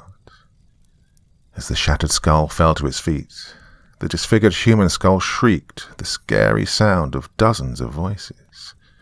It turned to Mila again, and she met its frightening gaze with another bullet. The bullet passed cleanly through its temple, but the force still pushed the beast back. At this point, Vera had reclaimed her shotgun and began her originally intended approach. With the 4 remaining shots, she pushed the Wendigo back to the edge of the pit, Mila providing support with her Winchester. Her final shot caused the beast to stumble and, being the hot-headed warrior she was, Vera dashed forward with her shotgun raised and jammed the butt of it into the chest of this creature. That was the final blow, and it fell back and had most of its body impaled on the spikes below, including one that pierced what little remained of its head. Sunukakawa, 2 of Barry's hunters, and 2 of the Braves had elected to engage the Wendigo with a shrunken arm. The Braves, brothers Keme and Kichi, wielded short bows and engaged the Wendigo at a brief distance. The hunters, Michael Walker and Ramon Alvarez, used their guns in a similar manner. Sunukakawa was far braver, opting to take on the beast at a close range. He began his encounter by throwing a tomahawk at the beast, then charged forward to attack it using a spear. The tomahawk buried itself in the monster's belly, and Sunukakawa followed up by plunging his spear into the same spot. The beast responded by kicking the native square in the chest, knocking the man into Keme. Well, I hadn't noticed it, but it was around this time that Barry got up from our position and ran down to enter the fray. He ran past the other fighters towards the pits and recovered 2 of the bear traps they'd laid. With one of them in each hand, he ran back towards the fight Micah and Kichi were handling on their own. Because Kichi was next to his brother Keme when Sunukakawa was knocked into him, he was the next person in the Wendigo's line of sight. The monster sprinted forward at him, and he continued to fire short-bow arrows into it. In an interesting maneuver, Kichi started running towards it as he fired arrows at it. I can't imagine what sort of bravery it takes to charge right at one of these things with only a bow, but the move paid off. As the Wendigo leaped forward, Kichi slid to the ground, feet forward. The unhealthy earth proved to be the perfect ground to execute this move, as he slid right under the monstrosity's pounce. The Wendigo rolled a few times as a result of its unsuccessful strike, and the 5 attackers took this chance to fire upon the monster in earnest. Unfortunately, Micah got too cocky. Wielding a repeater rifle, he steadily got closer to the thing as he fired off shot after shot into its flesh. He was nearly upon the beast when his gun ran out of ammo. As if in a trance, Micah continued his advance, the clicking of the gun totally lost on him. It wasn't until the monster looked up at him that he realized his mistake. Micah attempted to turn his gun into a makeshift club, but by the time he'd gripped the barrel of his repeater, the beast had already jumped on him and begun chewing out a large piece of his neck. Ramon tried desperately to save his friend, pumping several rounds of his Remington into the monster's backside, but the beast was too enamored with its catch to note the damage it was causing. Barry had finally arrived when the Wendigo had nearly eaten through the entirety of Micah's neck. Barry let out a frenzied yell, which caused the creature to turn and face him. Swinging one of the bear traps over his head the way a medieval soldier might a ball and chain, Barry connected the contraption to the atrocity's human arm. The trap snapped right on the joint connecting the arm to the shoulder, and its arm fell off almost immediately after. The Wendigo dropped Micah and turned to attack Barry, only to be run through by another of Sunukakawa's spears. It fell to its knees as it gripped the place in its stomach that now had 3 weapons protruding from it. Barry charged the thing one last time, slamming his second bear trap onto the thing's skull. The metal immediately closed in place, and the Wendigo's head rolled on the ground next to Micah's body. Ward and his team engaged directly with the creature that had only one human leg remaining. Like 2 days before, Ward was wielding his saber and pistol at close range with the fiend. His men, Nathan Potter and Samuel Harper, were offering long-range support, firing upon the thing with Springfield breech-loaders. Jed Goldberg, the hunter trained to sponge the Parrott rifle, was firing his long-barrel Colt at the Wendigo from a similar range. Due to its limited mobility, Ward had no issues ducking and dodging the wild swings it threw. I had a good view of this fight, as I had slid down the hill to fire upon this particular Wendigo. Again, I find myself thinking of how poorly I thought of the man, and was starting to think I may have been subconsciously envious of just how much of a talent this man had for war. Eventually, Ward's blade ended up embedded in the shoulder of this creature. Lacking a means to engage with this thing in close-quarters combat, Ward retreated as he fired what remained in his pistol into the creature. In a movement almost too fast to believe, the Wendigo charged Ward and pounced upon him, using its arms to subdue the man. Ward let out a cry, and I learned after the fight that this was because the weight of this thing had put upon him had broken his left shoulder. The beast went to take a bite out of Ward, like its friend had done to Micah, when Potter and Harper jammed their bayonets into the beast's chest. The monster loosened its grip briefly, and probably would have lunged at the 2 soldiers had they not fired their weapons into their new pincushion. The point-blank range, combined with the caliber of their guns, and the already weakened state of the beast, resulted in it falling backward with a roar. Jericho shouted for the men to get out of the way. Potter and Harper grabbed their captain quickly and moved out of the way just as Jericho began firing the Gatling gun once again. Cranking the weapon furiously, Jericho peppered the flesh of the Wendigo, pushing it back towards the position Obed held. The beast howled and hollered as its human leg was diminished into a loosely connected length of bone and sinew. The pain it felt must have been immeasurable, as it didn't notice the barrel of the Parrott rifle as it was gently pressed into the back of its head. With an air of righteous fury, Obed yanked the cord and the Wendigo's head was reduced to a bloody stump. I had never seen a canister round be used in this manner for close-range combat, but witnessing its devastating effects reminded me of the faith I held in the artillery unit I had allied myself with. Final Wendigo, the one with a sole patch of human skin on its shoulder, had witnessed the death of its peers by this point, and opted to engage Marcus, who had run to the dynamite trap in an attempt to diagnose what had gone wrong and properly arm the explosives. Preoccupied with the nuances of dynamite, Marcus never stood a chance. Right as he was pulling the wires that were attached to the plunger out of the sticks, the Wendigo was upon him. He pulled his sidearm, but didn't even turn around before the beast had delivered 2 powerful slashes into his back. One of the other braves, Hassan, attempted to save Marcus using his knife. With an impressive jump, Hassan was on top of the monster, his knife finding its mark in the only human part that remained. The Wendigo squealed and began spinning in circles in an effort to get Hassan off his back. I believe Hassan may have maintained his position until the creature had died if it wasn't for the rock that it tripped on. Falling backward, Hassan was crushed under the Wendigo's weight, and, free of the only thing dealing damage to it, the monster began to claw at the already broken man. It was at this point that Marcus had regained some semblance of consciousness and took action. Pistol in hand, he pulled back the hammer and aimed it directly at the bundle of dynamite at his feet. Some accounts swear that, at this point, Hassan nodded at Marcus with what remained of his strength. I personally cannot affirm this, but given that the Wendigo stopped tearing at Hassan and turned around to attack Marcus right before the trio were destroyed, gives credence to the validity of this detail.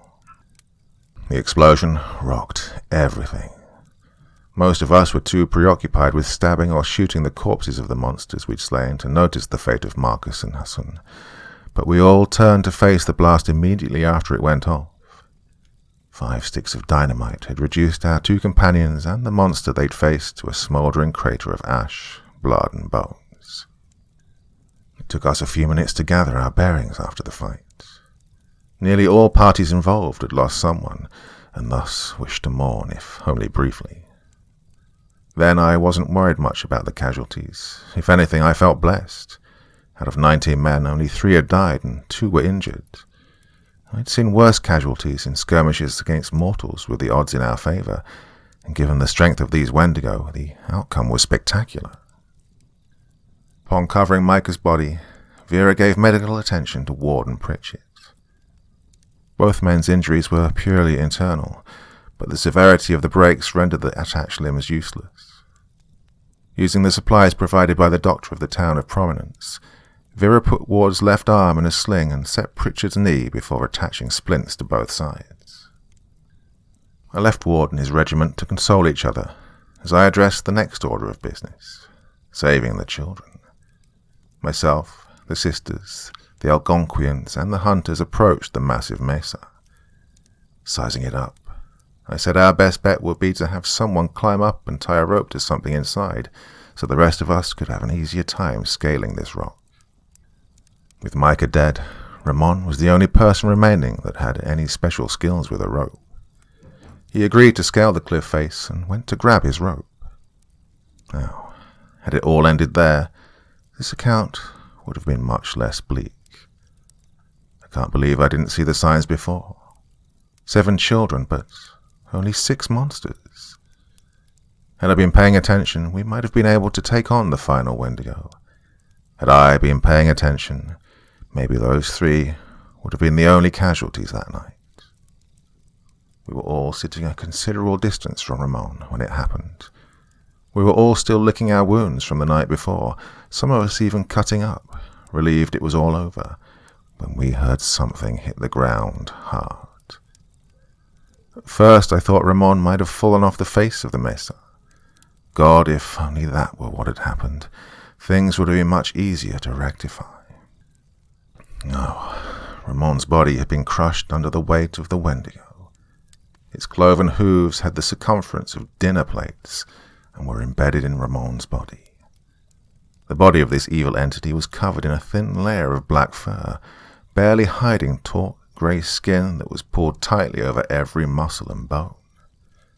The hands it had were small, but outstretched from them were 5 claws, impossibly long, each one nearly the length of the beast's arm. It stood at least a full head taller than the monsters we'd just defeated. Its head was that of a deer skull that had been left out in a Texan desert for several decades, bleached a shade of porcelain white I'd never seen before. In its dark eye sockets, I could make out a tiny golden glow, one that I would never have caught if I wasn't looking right at the creature. The glare it gave showed me this thing was fully transformed. It had no humanity to target. I never had a chance of bringing order to the incoming ordeal. I shouted for everyone to fall back. Most of the men nearby were already doing so, running as fast as they could back to the place we'd skirmished before. One of the Algonquians, Askuk, fired a longbow arrow at the monster. The arrow bounced off its flesh, and the Wendigo jumped on the poor native in a single bound. Askuk suffered the same fate as Ramon, crumpled underneath the immense weight of the fully transformed Wendigo. I can only take solace in the fact that both men died quickly. The next victim of the Wendigo was Kitchi. He was one of the first to turn tail, but unfortunately, in looking back at the thing, he neglected to watch for one of the remaining bear traps. His right foot was cleaved through cleanly, and he fell to the ground in agony. The rest of us were too preoccupied with saving ourselves to notice his plight. By the time the rest of us had reached the fleeting safety of the artillery encampments, it was too late for Kitchi. In vain he attempted to stab the Wendigo with his knife as it approached, but the speed at which this thing acted was too much for any mortal man. It grabbed Kitchi by his unharmed leg and chucked him with powerful force into the spike pit he was closest to. Again, I can only feel good knowing Kitchi died fast, as his cries of pain stopped immediately after he disappeared into the trap we'd made for the monsters. Watching 3 men die in less than a minute from only one of these creatures had me feeling hopeless. My spirits were briefly restored when Ward had announced that they'd prepared the final cannonball while we were under attack. Remembering what had happened to the last Wendigo that faced the parrot rifle, I told Ward to only fire it when the damn thing was upon us. God, if I had only reconsidered and had him fire as soon as they were ready, that might have been the end of it. The Wendigo bounded toward us at a speed comparable to a locomotive. Ward's cannon team remained steadfast, the only indicators of their fear being the sweat that rolled down their brows in the cold, lifeless air. As the Wendigo came upon them, Obed yanked the cord once again. Before he'd even fully pulled his arm back, the Wendigo's arm came down on top of the cannon. The cannonball fired, but it buried itself in the dead soil instead of the Wendigo's body. The parrot rifle became disconnected from its carriage. The Wendigo picked up the cast-iron piece of metal like a child might a stick he'd found in the woods. The cannon grew was in complete disarray, which played right into the monster's hands. Swinging the parrot rifle like it were a club, the Wendigo knocked Nathan Potter's head clean off his shoulders. As if it wasn't satisfied with the damage it had done, it delivered another blow to the place where Potter's head had once been, forming a sickening divot between the man's shoulders. Samuel Harper, in a frenzied panic, ran at the beast with his bayoneted Springfield. The Wendigo disposed of Harper with a single backswing of the cannon, connecting with the left side of the man's body. A loud crack rang out as Harper's ribs and spine were smashed to pieces. His body went flying, landing close to where Ward's Gatling gun was set up. Pritchett was the last to meet his end, at the weapon that he manned. Seeing what the monster was doing to his friends, he attempted to run away as fast as his limp would allow. The Wendigo must have sensed his fear, as it ignored Obed, who was much closer, and instead opted to throw the parrot rifle right at Pritchett. The way it was thrown was not unlike the way I'd seen Sunukakawa throw his tomahawk earlier, except here the end result was Randall's entire body being destroyed. Satisfied with what it had done to the fleeing man, the Wendigo turned its attention back to Obed. The poor young man was hurriedly backing away from the monster, having been knocked down by what it did to his cannon. The Wendigo slowly marched towards him, taking deliberate steps as if Obed's fate was certain. The youngest man in Ward's battalion surely would have died if Ward himself had not stepped in. His sword having been annihilated by the canister fire earlier, Ward now only had his sidearm to contend with the beast. Nonetheless, this didn't stop him from taking a firm stance in front of his soldier. In a flash, Ward emptied all 6 rounds of his Colt 45 into the skull of the hunched beast. Now, I cannot forget this detail, as I remember wondering why the Wendigo still didn't retaliate against Ward immediately. The beast stood still, not so much as flinching as each bullet bounced off its skull. For a moment both Ward and the Wendigo stared at each other. The monster let out a sound not of this earth, but we all understood what it was trying to get across. It was laughing at Ward. Had it been any other man, I think they would have cried. Ward, being the man he was, he simply grimaced, changed the grip of his pistol so he was holding its barrel, and began to bludgeon the monster right where he'd been firing. Ward managed to get 2 hits in before the Wendigo responded. I like to think he got that many in because the monster was genuinely shocked that the man didn't have an ounce of fear in its presence. The Wendigo grabbed Ward, wrapping one hand around his torso and the other his legs. Slowly, the Wendigo began to pull. Over the course of about 10 seconds, Ward's legs were torn from his waist. All the while, Ward continued to beat the beast with the grip of his pistol. When his bottom half was removed from him, he was able to hit the beast with 2 more strikes before his arms fell limp, and life escaped him.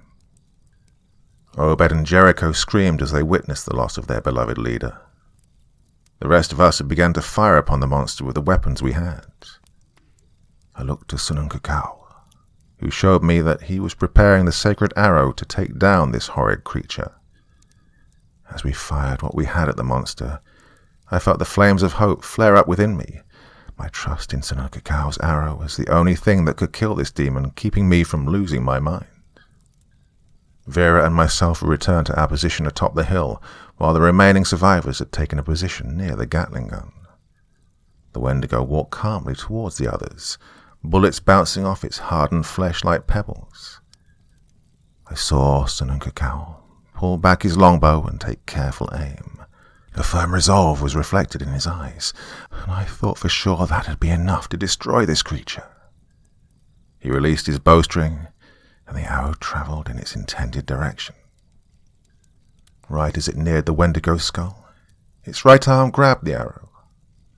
Until then, I'd only seen this trick done at the circus, and never once thought anything that wasn't human would be capable of something that required so much focus and dexterity. Casting the arrow aside lazily, the Wendigo approached them. I thought for sure it was going to tear them to shreds. Instead, it brought its hand to its skull, forming a fist as best it could with its lengthy claws. I heard a sound like a powerful gust of wind as a white, powdery dust shot out of its hands. The cloud hid every person in front of the Wendigo. All of the people trapped within the cloud had their eyes glaze over immediately. Their pupils took the colour of a blind man, turning a pale, nearly imperceptible blue. They all stood in place, completely immobile. Vera, fearing the fate of her sister, yelled as she ran down from our position. I yelled for her to come back, and when that didn't work, I ran after her. The Wendigo turned to face her as she ran after it. Much like our earlier battle, Vera was unhindered in staring down this gargantuan beast. She fired a few shots from the hip as she got closer, the Wendigo barely registering the power behind her shots. With a growl I didn't think a woman would be capable of rendering, Vera jammed the barrel of her shotgun under the maw of the Wendigo. It felt like I was watching the same encounter from earlier. Like the last time, the Wendigo grabbed the barrel of Vera's shotgun right as she pulled the trigger, moving it to the side of its head and avoiding the entirety of its firepower. Vera attempted to put the gun back under the beast's head, but she had no chance of overpowering the monster. The Wendigo placed its other hand on Vera's shoulder, and with one pull, yanked her arm out of her shoulder. As Vera yelled and fell to her knees, the Wendigo carelessly cast aside her arm and shotgun and turned back around. I screamed Vera's name as she collapsed into the dust behind her, and drew the knuckler I'd been given as I ran behind the Wendigo. It didn't acknowledge me at first, and that made me completely misunderstand the situation. Why did it need to be aware of my presence? I was the only one left standing out of a group of 16, with this powerful demon having destroyed the rest of them without suffering a single scratch. My blind fury forbade me from thinking clearly, and as I came upon the monster, I was unprepared for its giant forearm swinging into my body. Well, to say the wind was knocked out of me would be putting it lightly. I felt every last bit of air leave my lungs as I flew from the sky, and ended up landing on one of our supply wagons. As the black corners of my vision began to dominate all that I could see, I saw the Wendigo pick up the survivors it had stunned under one arm, as if it were carrying a bundle of firewood. I reached out, no clue how I would save these people, let alone the children this evil had claimed, before I fell into a suffocating darkness.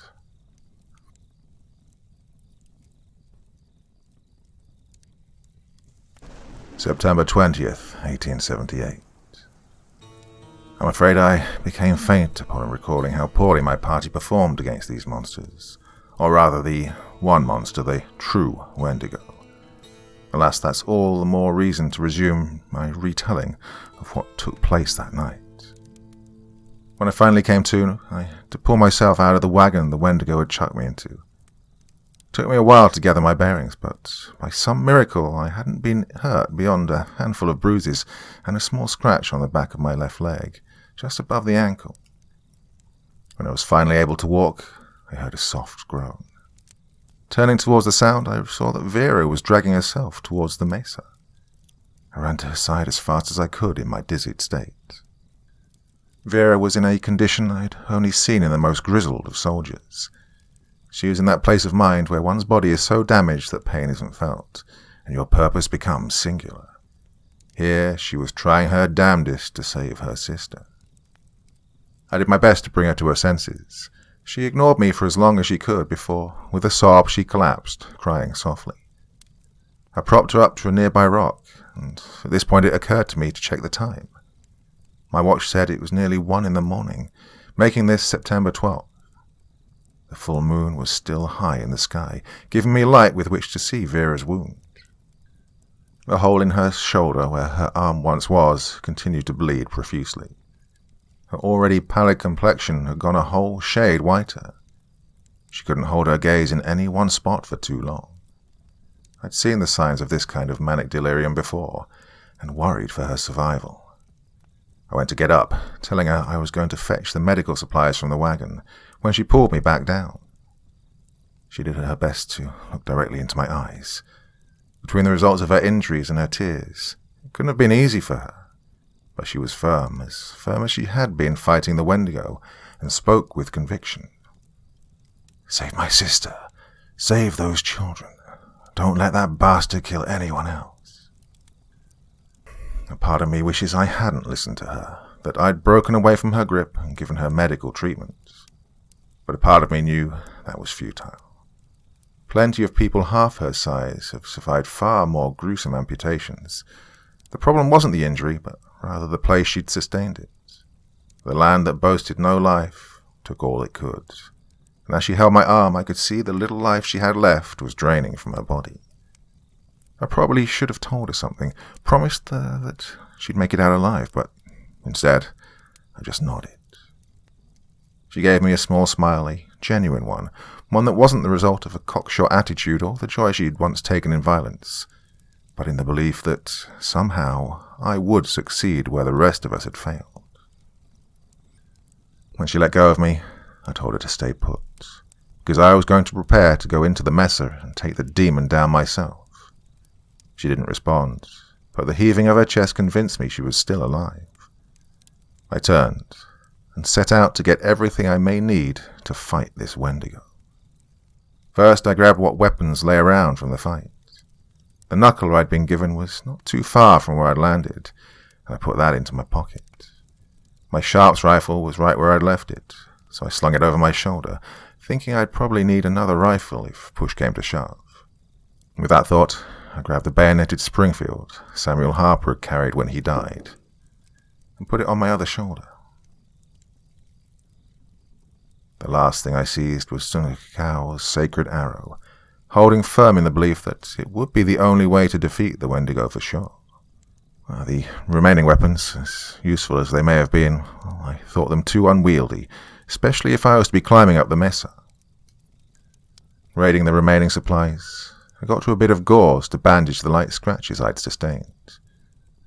I took also a tincture of opium and put it in my vest pocket next to my watch, unsure of the condition that had befallen the captured men and hoping it might help them come out of their strange state.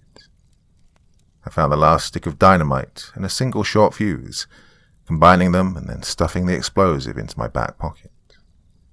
I lastly grabbed one of the remaining long ropes, tying it around my waist. In a rush, I quickly jotted down those quick ramblings for the day, worried that Langley might be resigned to the same fate as I, if I didn't get some cause for him not to pursue this matter any further. I came back to Vera, telling her I was going into the mesa, and to be ready with her shotgun in case that thing got out. I got no reply from her. Her eyes were closed, and she was clutching something to her chest. When I went to open her hand, I found that it had gone cold. She died clutching a small book of matches. I put them in my pocket, thankful she had something I could use in my fight against this creature. I took her hat off the top of her head and covered her face. I said a quick prayer, one that I had said many times on the battlefield for fallen soldiers. Speaking the word of God brought about a warmth from within, and it was there I had the idea to recite Bible passages aloud to guide me and hopefully offer divine protection from the otherworldly horror I was about to stand up against. Against my initial judgment, I grabbed Vera's shotgun. I'd seen how the other Wendigo were forced to respond to the power this thing possessed, and the added bonus of 5 shots for them to contend with made me feel that much more confident in its power. I started walking towards the mesa, reciting the final chapter of Paul's letter to the Corinthians as I approached. Watch ye, stand fast in the faith. Quit you like men, and be strong. I began to scale the massive structure, turning to the Psalms for aid as I moved upwards. The Lord is my light and my salvation. Whom shall I fear? The Lord is the strength of my life. Of whom shall I be afraid? As I finally stood at the mouth of the cave that these foul monsters had spawned from, I spoke just above a whisper, giving myself the same advice King David gave to his son. Be strong and of good courage, and do it. Fear not, nor be dismayed. For the Lord God, even my God, will be with thee. He will not fail thee, nor forsake thee, until thou hast finished all the work for the service of the house of the Lord. Here I noticed something unnatural. The air of the land below was tainted with the smell of death, of decay. I come to attribute this stench to the Wendigo. But here the air lacked any smell at all. No matter how deep of a breath I took, I couldn't pick up even the slightest trace of anything in the air. It worried me, but again I turned to Scripture and recited the same verses I had on my way in. Vera's pump action in hand, I went forward, enveloped by the same darkness that had knocked me out. I wasn't in the dark for very long. The interior of the cave walls were decorated with these strange crystals, glistening with an eerie white glow that mimicked the moonlight outside. Near them I could feel a strange hum resonating, sounding like the sound made when you barely blow into a harmonica. There was only one path in the cave, and it led to an enormous chamber that I learned was nearly at the top and center of the mesa. The chamber was bathed in the radiance of the full moon, courtesy of an opening at the top that let light in. The place was in the shape of a shallow bowl, with bones and rocks littering the floors. At the center of the chamber lay the bodies of the 7 that the Wendigo had captured. I ran to them as soon as I saw them. I thought it odd initially that these people would be left unattended with their weapons by their side still, until I looked at their eyes. Mila's were the first I noticed. Her once deep blues, now a pale, almost non-existent shade of the sky. The pupil was as white as the surrounding sclera. When I waved my hands in front of them, they didn't respond. I'd seen this condition once before, when an untrained field medic could use gunpowder gauze to treat a head injury and ended up blinding the patient. Mila, like all the men surrounding her, still gripped her gun tightly. Their blank expressions concerned me, giving me the impression that whatever the Wendigo had hit them with had rendered them invalid. I took out the tincture of opium and brought it to Mila's lips. She remained unresponsive, and the same held true for the others I tried to revive. I sat there for a minute, unsure of how to proceed. From the hole above me, I heard a falsetto chant.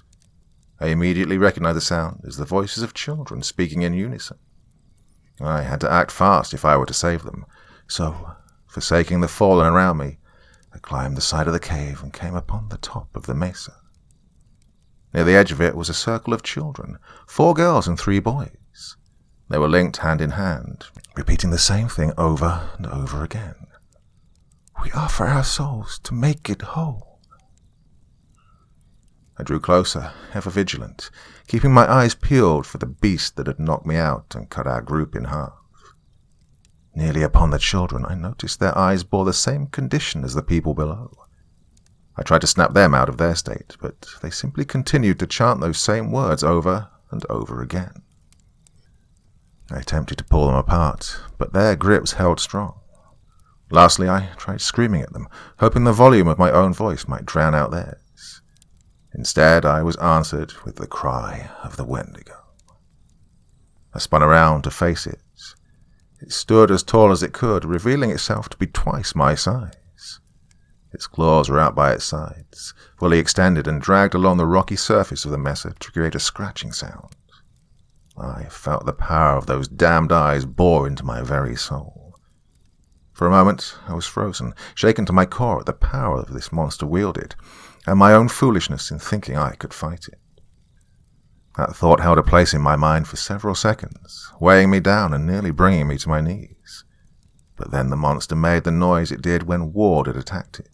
That strange sound, completely indiscernible from human laughter, yet bearing the same attitude of a madman having his evil plans fully realized. In a flash, my resolve was strengthened.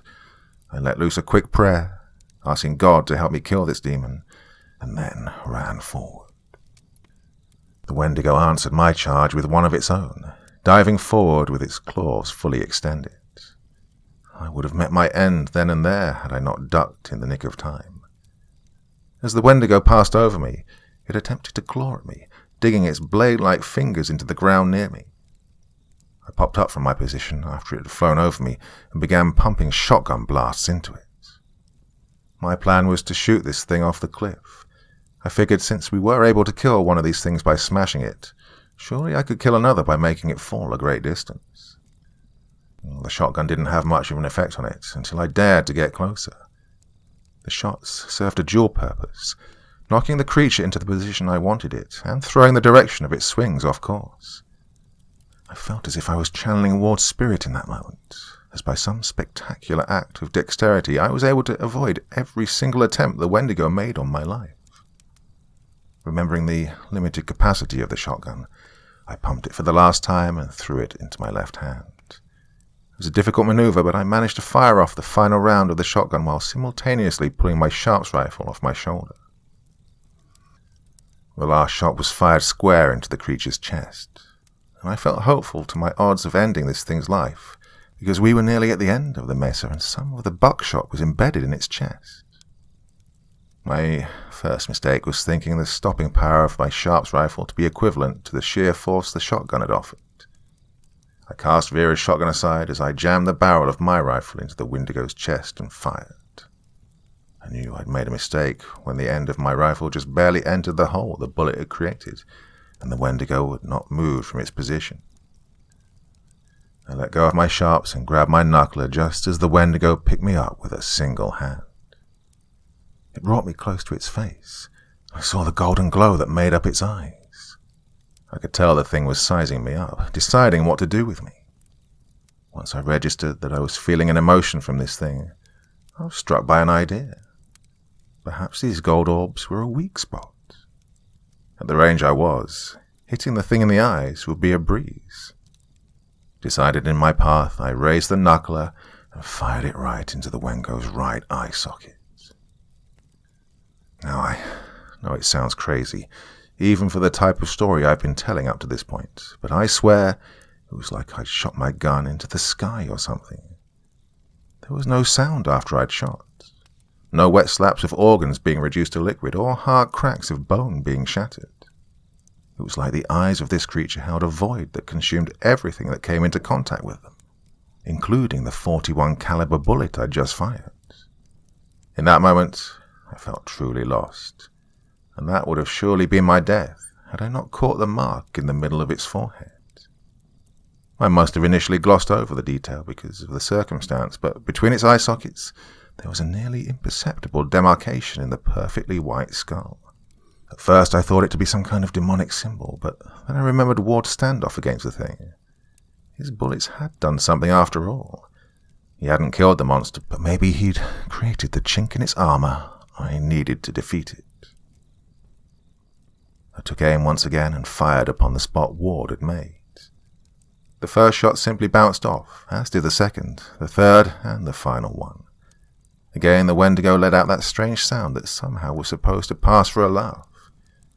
Clinging on to the last desperate bit of hope that still flared within, I gripped the knuckler as the gunsmith had shown me to turn it into an improvised brass knuckle. I punched the spot dead in the center. I felt no give in the thing's skull and began to feel it tighten its grip on me. With the last breath I could give, I wound up and hit it again. I felt a crunch. I might have heard it as well, but I can only be sure that I felt the smallest of fractures occur as my fist was coming away from the skull. I'm also sure that I felt the Wendigo stop its squeezing. Our eyes met for a second. I had to act now if I was to survive. A furious, airy cry left my lips as I hit the monster with all my might. I was flung from its arms as something akin to a very strong gust of wind flying from the hole I'd created in its face knocked me free. After rolling a couple of times, I ended up on my hands and knees. I turned to face the monster, which was now letting out shrieks not unlike the ones its relative did right before we dropped a pine on it. It It was clutching its forehead with both hands, stumbling about dangerously close to the edge of the mesa. I smiled as I took the bayoneted Springfield off my shoulder. If I could charge it, bury the blade in its body and push it off, the Wendigo would be no more. With a Yankee holler, I firmly gripped the Springfield and ran as fast as I could at the creature. And that would have been the end of the beast, if it hadn't formed a fist in front of its face and blew that mysterious powder into my face. Immediately I was sucked out of the fight with the Wendigo and transported to a world of nothing but a burning bright white. I floated about this place for what seemed like a couple minutes before I was brought out of it by a cold, hard slap to the face. I was now in my childhood home in Massachusetts, standing in the living room at the ripe old age of 10 years old. My mother's on the floor, her face red with both tears and my father's handprints. My father towers above me, alcohol in his breath and insanity in his eyes. He tells me my silence about what he'd just done is absolutely necessary, lest he lose his university job. He raises his voice to levels that cause my ears to ring. I'm only able to nod my head in terrified agreement. In my mind, I swear that I'll never be the man he is. Suddenly, I'm in the state of Louisiana with Langley, Howard, Billy, and Benjamin, wearing my full Union uniform. We're speaking of how fortunate we were to survive the fight at Mansfield and retreat to Pleasant Hill, when suddenly cannon fire broke out. We stood up from our camps just in time to see rebels charging in on horseback, attacking everything they could. Langley and myself hurried to take cover, but Howard, Billy, and Benjamin all died at the ends of Confederate blades. I'm forced to look upon little Billy, a boy no older than 15 from Iowa, as he struggles to breathe through the gash in his throat. Then I was transported to the outside of Potter's Mill. I was one of 4 Pinkertons hired to break up the union that had formed. To set an example, the other 3 had captured the family of the man who'd organized the union in the first place. Him, his wife, his 2 sons, and his 4-year-old daughter were pressed against the wall of the mill. His daughter makes eye contact with me, and I know I wouldn't be able to follow through with what the other 3 had planned. I turn away as they begin shooting, walking then running as fast as I can from the place. Her innocent, pleading expression is burned into my mind, and I spend the night staring at the ceiling of my room at the local inn, seeing only her face. And lastly, I was standing over Esperanza as she hit the ground. I had just struck her after a heated discussion about how distant I'd been since the incident at Potter's Mill. She looks up at me from her position on the floor, the tears and terror in her eyes exactly the same as they were in my mother's all those years ago. I turn tail yet again, not saying a word, not grabbing any of my things as I leave her house, get on my horse, and never come back. Over and over and over again I relived the worst parts of my life. For the first few cycles I was myself, playing out my role in my memory. But then my perspectives began to change. I became my father, my mother, Billy, the grey that killed Howard, one of the Pinkertons I worked with, the little girl, her father, and Esperanza. Each new telling of the memory brought about a different view of the event, and I felt their pain as they felt it. I was slapped, shot, and cut to pieces more times than I can care to recall. Eventually I completely forgot about the Wendigo and found myself begging for forgiveness from all the people I'd wronged. From my mother for not speaking out about my father's abuse, from my fellow soldiers for not taking arms at their side, from the little girl for not saving her from the Pinkertons, and from Esperanza for not sharing with her what had turned me into such an empty shell of a man, and for breaking my childhood promise to not become the evil person my father was. No matter how much I begged, they never responded, and I was forced to see their horrible fate repeated more times than they or I deserved. I was spiraling downward into complete insanity. I was doomed to die here. That's when I heard the sweet sound of my salvation. The first chords of Rescue the Perishing were hard to make out at first, but soon the memories that had threatened to shatter my mind dissipated to make way for the music. Soon the simple chimes of the music box were replaced with soft, deliberate piano notes, and in time those were accompanied by a comforting voice I knew all too well. First I see Esperanza singing and playing the piano as she sings to the congregation I grew up with. And then in the church she spent her childhood going to on Sunday, her voice just as honeyed as it was in my own church. We're then in a bar on our journey across states, with only me, her, and the bartender in attendance. She serenades to me gently with a joy that only a woman in love could possess. When she's done singing, she rests her head on my shoulder. I hold her like I did back when she was in love with me, and I begin to cry, telling her how sorry I was for abandoning her and for my bullheadedness that led to me keeping the pain I'd internalized from the traumas of my life away from her. She returns my embrace and says nothing, just rubs her hands on my back as I continue to weep. I don't know how long I cried for, but she stayed by my side the whole time. But instead, back on top of the mesa with the Wendigo towering above me, I fell backward just as it swung its great arm at me, experiencing once again a close encounter with these creatures' claws. I raised my arms in preparation of the second strike, knowing I stood no chance of backpedaling my way out of this one. The Wendigo raised its other hand behind its head. A loud bang suddenly rang out, and the hole in its forehead grew a tiny bit bigger as it staggered back. Myla and the others had been brought out of the same state I experienced by the opium I'd given them.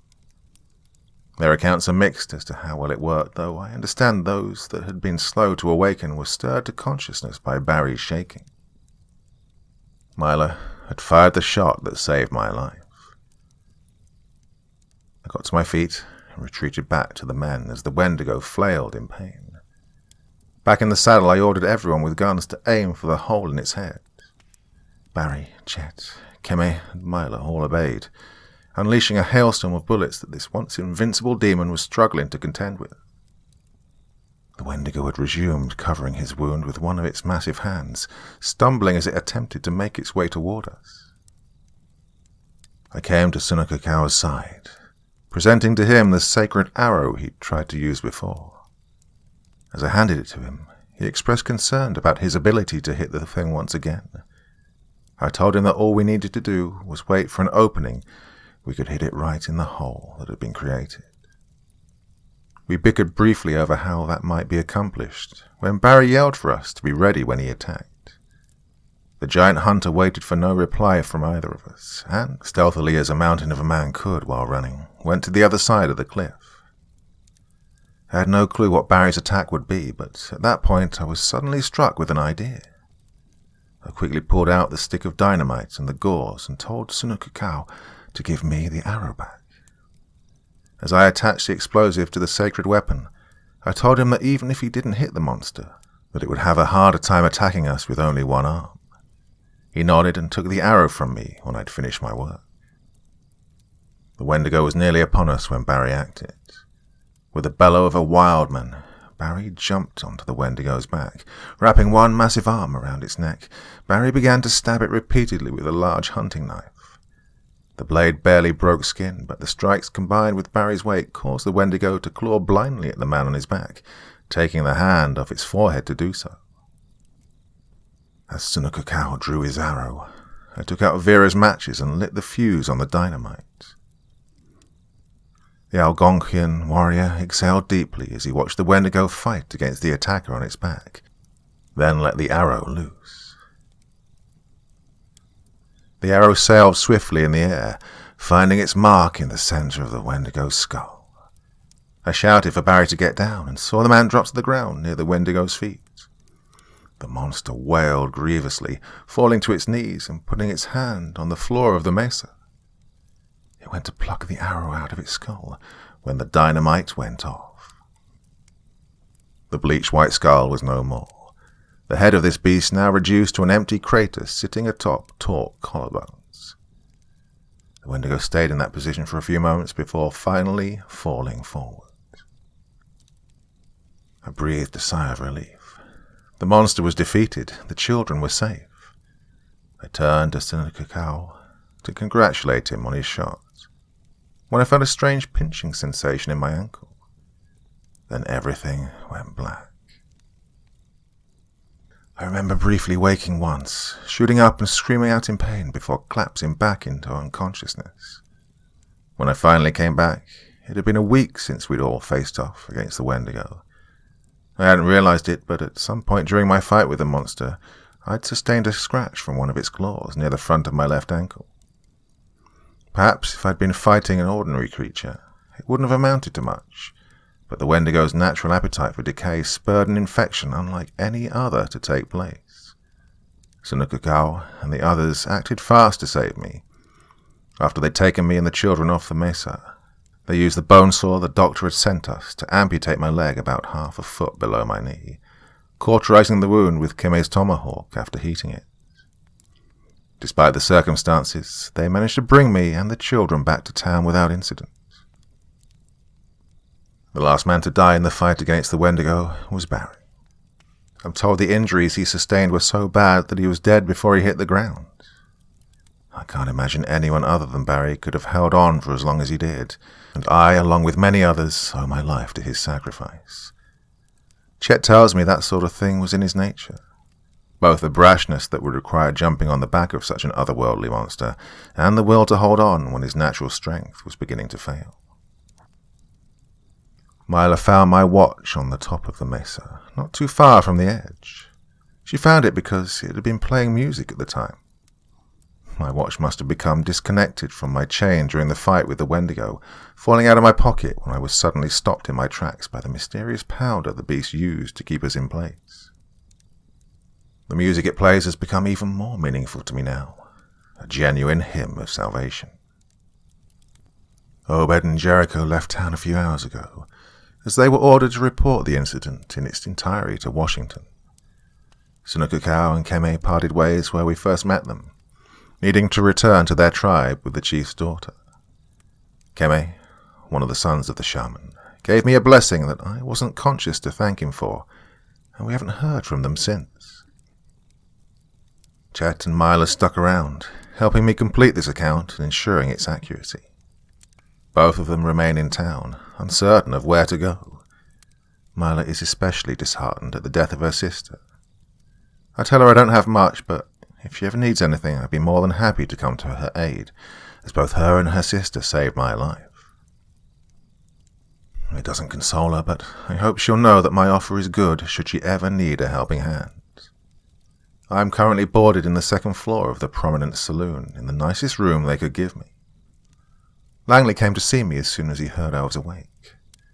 Yesterday I wasn't too courteous, since I was preoccupied with completing my journal. Today I was a much more gracious host, and spent a good while talking with him. He brought crutches with him today, courtesy of the town doctor and carpenter, telling me that they'll fashion a wooden leg for me when the wound at the bottom of my leg heals.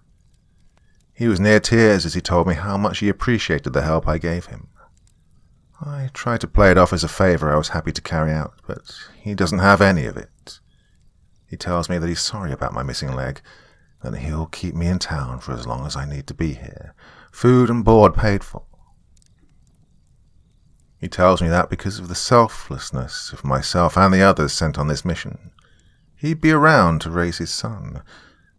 I ask him what he named the boy, and wouldn't you know it, he named him Alexander. I tell him it's not in good taste to name your kid after your friends, and we share a laugh. After a brief bout of small talk, I tell Langley that if he really wants to thank me for my services, that he'll burn the letter I gave him. I tell him that I need to go see Esperanza myself and apologize to her for what I did as soon as I can move. He tells me he's sorry, as I won't heal for another couple of weeks, and probably won't be horse-ready for at least 3 months. I tell him I'll be leaving sooner when he cuts me off, telling me he's also sorry for having sent a man to deliver the letter on his behalf as soon as I left for the expedition. The man who had given me Langley's letter 2 weeks ago today, Rusty Jacobs, relished any and every opportunity he was offered to relive the days of the Pony Express, and had not only gotten the letter delivered to Esperanza, but managed to pick her up as well. As soon as these words left his mouth, as if on cue, I heard the first notes of Rescue the Perishing playing softly from downstairs. With a smile, Langley told me to take my time and left my room. I cannot stop grinning as I write this. I don't know what kind of apology I'd need to offer to earn her forgiveness, but as God is my witness, I will do whatever it takes. I have passed the test God put before me and been rewarded with a second chance for my efforts. I'm no Job, but then again, I don't need twice as much in return for enduring and proving my faith. All I need is my esperanza.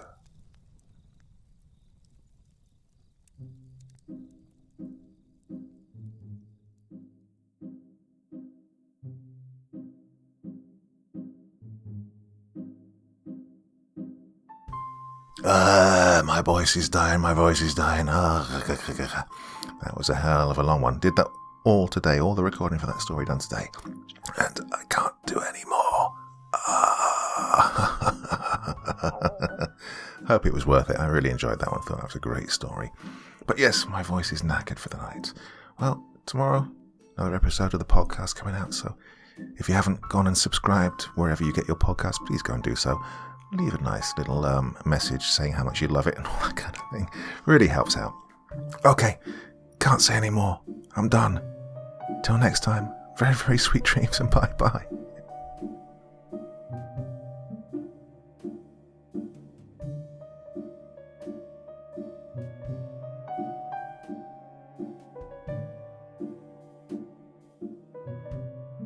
Hey there. Thank you so much for taking the time to drop by and listen to this story today. It really means a lot to me. I put a lot of time and effort into making these videos, so it's nice to know that there's someone out there listening. Do me a little favor, would you? Click that like button, leave a comment, and if you really feel like it, why not subscribe too? Okay, happy tales everyone. See you soon.